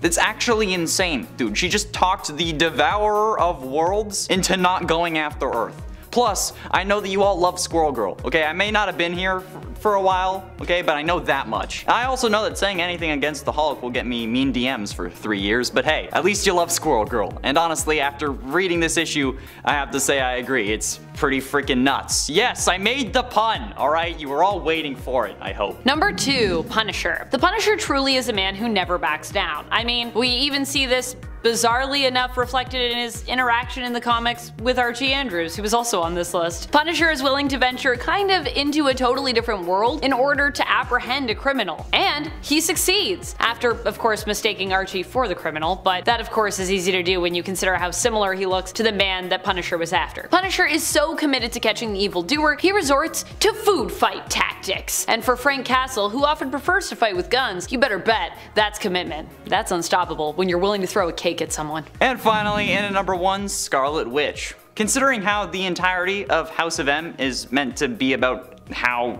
she changed reality, I think it's fairly safe to say that she's a powerful hero, even if she isn't a hero all the time. Like in Multiverse of Madness, for example, when she somehow was able to send demons and monsters across different dimensions to attack America Chavez, but couldn't just go to those dimensions herself. Even if she was a villain in this scenario, she was still able to take on the Illuminati from their universe and beat them all fairly easily, proving that not only is she an extremely powerful mutant, whether she's on either side, but also that falling boulders can kill a Captain Marvel, and are also therefore the most dangerous obstacle or weapon in the Marvel universe. The only limit to Wanda's abilities in any incarnation really is her brain, which is like my one gripe with Multiverse of Madness, since her whole point of taking America's powers for herself was in case her kids got sick and died again. But like, you've turned a whole city into your own personal TV show and brought your dead Infinity Stone powered boyfriend back for it. So I think you can handle a little chicken pox if your sons get caught or get whatever you think they're gonna get in whatever universe, but that's also a way for them to explain why she didn't do it, since the movie was all about setting up the premise of incursions. But either way, come on, Scarlet Witch, yeah, it's the thumbnail, I think. I don't know, I actually don't know. Coming in at number 10 is Captain America. No, Captain America is not near the top of the power hierarchy of Avenger heroes. Not by a long shot. But it's not his power that makes him unstoppable. It's his willpower. Captain America just never gives up or backs down when he believes in what he is fighting for. This is one of the big reasons that Steve Rogers has been the leading man of the Avengers. That and his genius tactical mind and his leadership skills. Almost all the Marvel heroes and even some of the Marvel villains will shut up and listen when Captain America speaks, even when those heroes and villains are leagues and bounds above Steve in terms of their power. In addition to all that, Captain America is one of the longest lasting and most popular of the Marvel heroes, and that fact also lends him some points in the unstoppability factor on the publishing side of Marvel heroes. But on top of all of that, Captain America is one hell of a fighter and is incredibly tough with his super soldier serum, bringing him to the very tippy top of the human conditioning and making him a physically perfect human, which has allowed him to withstand some pretty brutal attacks, being frozen in ice for decades, and has virtually stopped his aging. And at number 9 is Spider-Man. Just like Captain America, Spider-Man has the absolute god level of power known as popularity. He is essentially the face of Marvel Comics, and almost everyone who just knows of comic books knows of Spider-Man. Sure, Spider-Man has been defeated and even lost his life, like how he is technically currently not alive, but he always comes back, and there is a very low possibility that he will ever be brought down for good. Plus, now we have Miles Morales as well, who is going to share this spot on the list, even if he's got a few abilities that Peter doesn't have. Spider-Man has got more than popularity though. He is also very inspiring, actually really strong, and incredibly intelligent. He is seen and respected as one of the most righteous and brave heroes around, and his heroic attitude, sense of responsibility, almost perfect moral compass, and quick wit make him beloved by not only fans but other heroes and even some villains. But above all of that, it's his willpower that I think makes him truly unstoppable. Even in the face of certain deaths, Spider-Man will always get back to his feet, which has allowed him to use his incredible abilities to perform truly incredible feats. Speaking of his powers, Spider-Man possesses the proportional powers of a spider, but he's done things that even a human-sized spider would not be able to do, and his spider sense gives him an edge in battle, and that combined with his other abilities has made him next to unstoppable. And at number 8 is Luke Cage. Criminal turned unstoppable superhero is quite the feat, but Luke Cage handles that with grace, becoming a pillar of his community and even eventually becoming mayor of New York itself. Whenever I think of Luke Cage, the word unstoppable is what actually comes to mind. I just think of him as this big brick wall just standing in the way of anyone who would try to harm another person. Luke went through a super soldier experiment known as the Burstein process, which increased his cellular regeneration rate. This means that Luke was given a level of super strength that, with training and experience, has made him strong enough to lift 50 tons. But there have been times where he exceeded this, and his strength lets him perform thunderclaps, leap incredible distances, and he's even been able to grab onto the back of an aeroplane and force it to come to a complete stop. Alongside his strength, he was obviously given superhuman stamina to match, but what most know him for is his nigh invulnerability. Luke's skin, muscles, and bone tissue is about as hard as titanium steel, making him basically immune to bullets and blades. He can withstand hits of around 1 ton and blasts of 150 pounds of TNT, but those numbers wax and wane depending on the story. He has taken hits from people far stronger than himself and survived falls from 90 stories. If Peter Parker is the heart of New York City, Luke Cage is the bulwark. And at number 7 is Wolverine. Of course, an overly aggressive and angry Canadian will make this list. An angry Canadian is already such a rare occurrence that they have to be pretty strong, and Wolverine definitely is. Most people are well aware of Wolverine's abilities thanks to Hugh Jackman, but I am honor bound to explain them anyways. There are 2 things that make Wolverine practically unstoppable. The first would be his adamantium lace skeleton, and by extension, his claws. While not a natural occurrence, Wolverine was subjected to the Weapon X program, and for him, he was given the adamantium which bonded to his skeleton, infusing it with his bones, which makes them virtually unbreakable. It also makes his claws razor sharp and gives him added weight and velocity when throwing punches and kicks. Now, if someone were to ever break his bones, which is pretty much impossible, it wouldn't really matter because one of his natural mutations is a healing factor that is only outmatched by a few other characters in the Marvel universe. His healing factor has allowed him to survive a nuclear explosion, being completely crushed by a steamroller, having his heart torn out, brutal and bloody fights with Sabretooth. He has even recovered from a single drop of blood, but he was being powered up at that time. His skeleton and his healing factor are just compounded by incredible senses, superhuman attributes, and general tough guy attitude to make him a pretty unstoppable member of the Avengers and more. And at number 6 is Ghost Rider. Everybody loves Ghost Rider. Doesn't matter who it is, a flaming skull and a flaming mount is just always cool. But not only is he really cool, he's quite a hardy fella. He is essentially impervious to almost all forms of normal damage, or the damage he has sustained, like having his head completely obliterated, didn't actually matter since he just instantly reformed it and didn't even feel it. The Ghost Rider has tanked hits from the Hulk on multiple different occasions and was one of the main heroes called in when Hulk returned for his vengeance on the Illuminati. Since his body becomes a flaming skeleton, most projectiles just pass straight through him or bounce off of his incredibly strong bones. The only things that have ever been shown to actually hurt him are heaven-forged or blessed weapons. Also, because of the divine or demonic energies that empower him, he can basically feel no fatigue or pain of any kind, and if anything were to actually damage him, he can recover from his injuries insanely quickly, almost instantly. But all that combined with his hellfire, soul, and sim manipulation, demonic magic,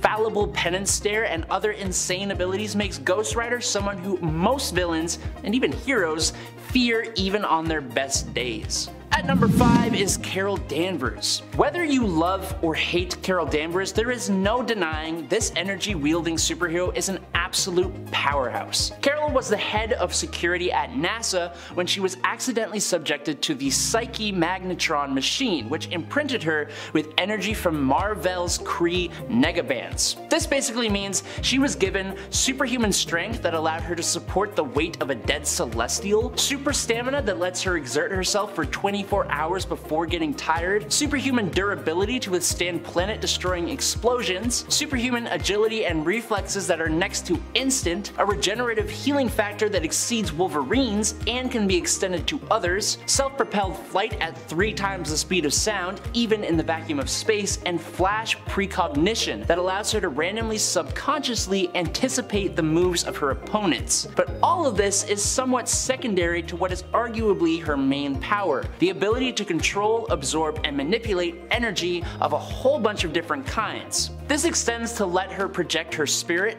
manipulate molecules, and transmute matter. She can create energy constructs and even boost up her already OP abilities. And at number 4 is the Hulk. It's almost a requirement that the Hulk show up on this list. The gamma-powered Green Goliath has been around for a long time, and ever since he showed up, there are only a small handful of people who have ever been able to stop him without using some kind of magic or reality warping. His infinite strength has a lot to do with that. A strength that grows based on his anger and has never ever really reached a cap, allowing him to destroy entire planets, be a threat to entire galaxies, and being able to shake the multiverse with his punches. It also has a lot to do with his basically limitless dynamic durability, which has allowed him to survive attacks from enchanted weapons, powerful blasts of energy, stronger than ground zero nuclear explosions, the Human Torch's Nova Blast, and he could stand up to forces that could crush adamantium and destroy entire planets. But now, thanks to Immortal Hulk, we know that the Hulk actually literally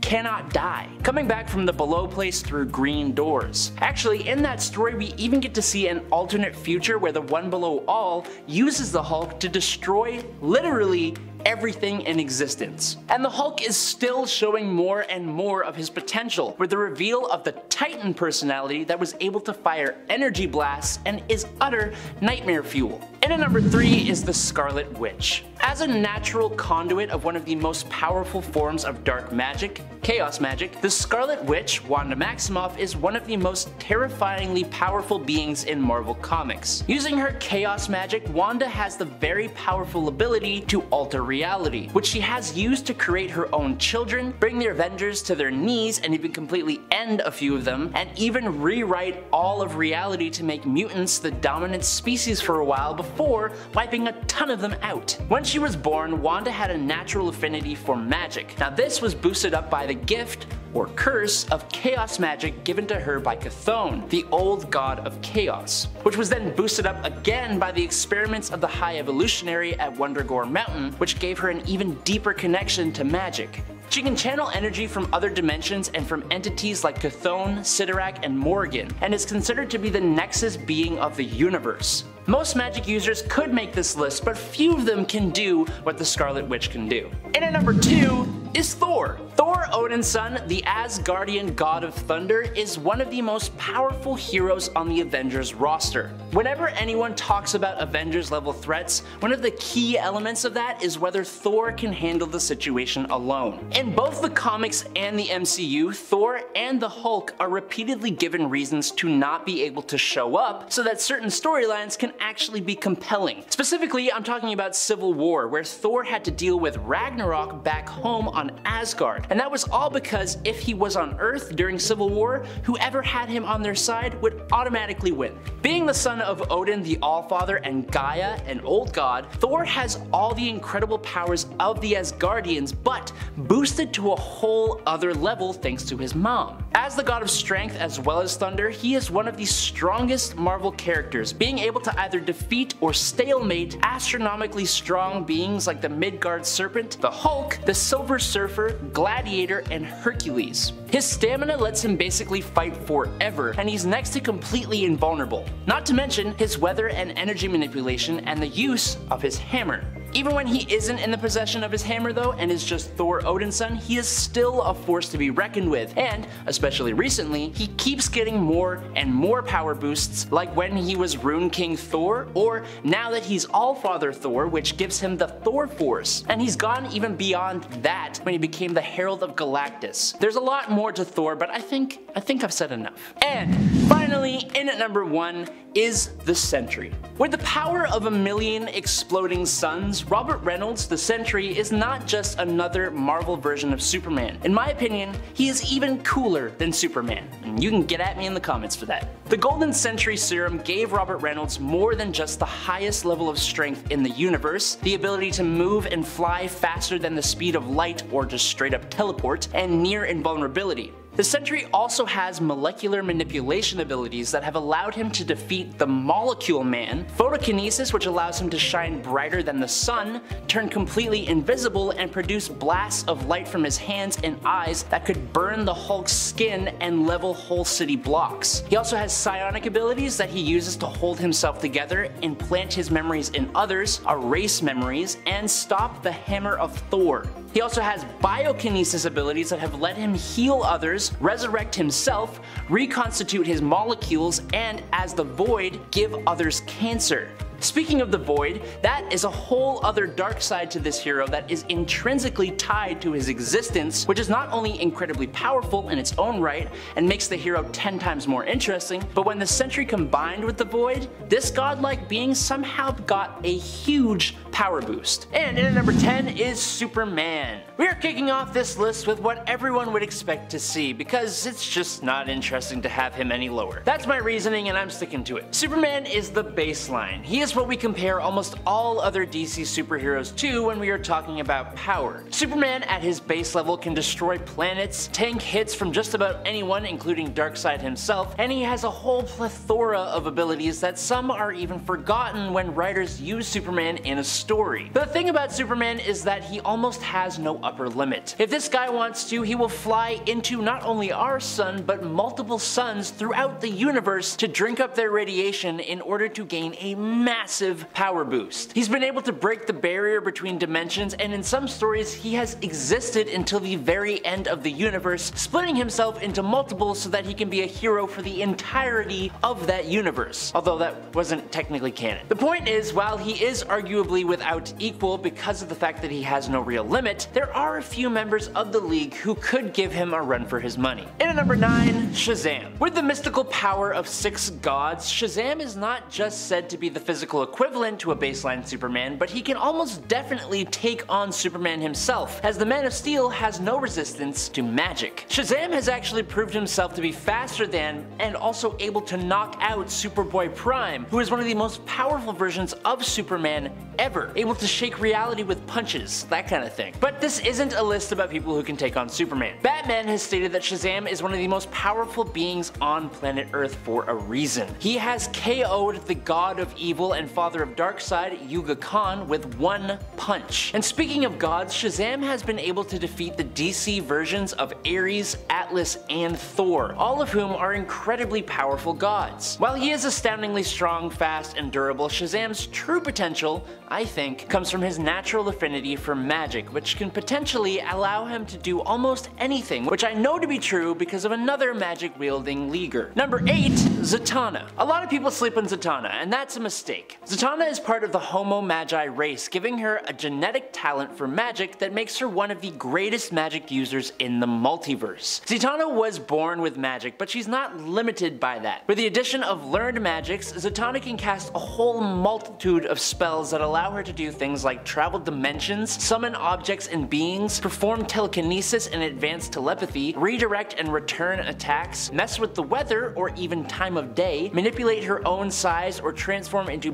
basically anything, become intangible, and manipulate magical versions of the elements. But that's all the basic stuff. She can cast spells that can manipulate reality, alter the molecular structure of objects, and move forward, backwards, and freeze time itself. And that's not even getting into what she could do with black magic. Sure, she may not be as physically capable as some other characters on this list, but she has the potential to make child's play of most of them despite that fact. If you guys are enjoying this list so far, make sure to drop a like and subscribe here at Top 10 Nerd. And make sure to let us know any topics for videos you want to see in the future. But coming in at number 7 is Wonder Woman. As 1/3 of DC's Trinity, Wonder Woman has to make this list. Where Superman is a being of raw power, that, plus his outstanding moral character, are what makes him so unstoppable. But then we have Wonder Woman, who is almost equal in terms of strength, speed, and durability to the Man of Steel, but she's leagues and bounds above the guy in terms of her skill. In a melee fight, she will outmatch pretty much anyone,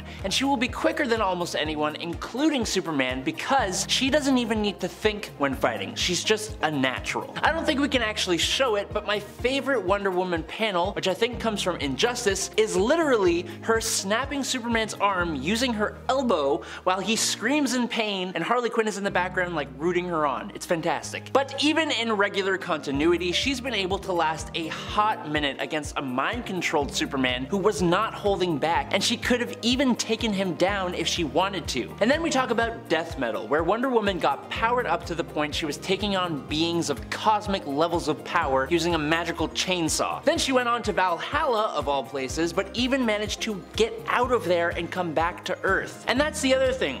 Wonder Woman has access to not only magical artifacts, but she was gifted with magical abilities by the goddess Hecate, or however you pronounce that. And those powers were leagues above Zatanna's own magical prowess. And we've already talked about how powerful magic can be. There isn't much on Earth that can really stand against Wonder Woman. And at number 6 though is Green Lantern. I think a lot of the time Green Lantern is just thought of as the guy who can make breakable green light constructs, but that is just a huge oversimplification. To prove my point, all we gotta do is look at some of the things done by the most powerful Green Lantern, Hal Jordan. Hal is essentially pure willpower, which is what powers his Green Lantern ring. This means he has incredibly intense levels of strength and durability, but anything he does with his ring is just better than any other lantern. And that's before he even forged his own ring, which no other Green Lantern has ever done. Hal has such control over his ring that he has been able to pull a spaceship out of the gravitational pull of a star, but he has also used the ring to attack nanites inside his own bloodstream. He can destroy entire planets, one-shot KO Superman, hit people so hard that it warps reality, and then as most people know, he destroyed every single member of the Green Lantern Corps. Now after creating his ring, he was even more powerful than that. He literally started to become a being composed of will, which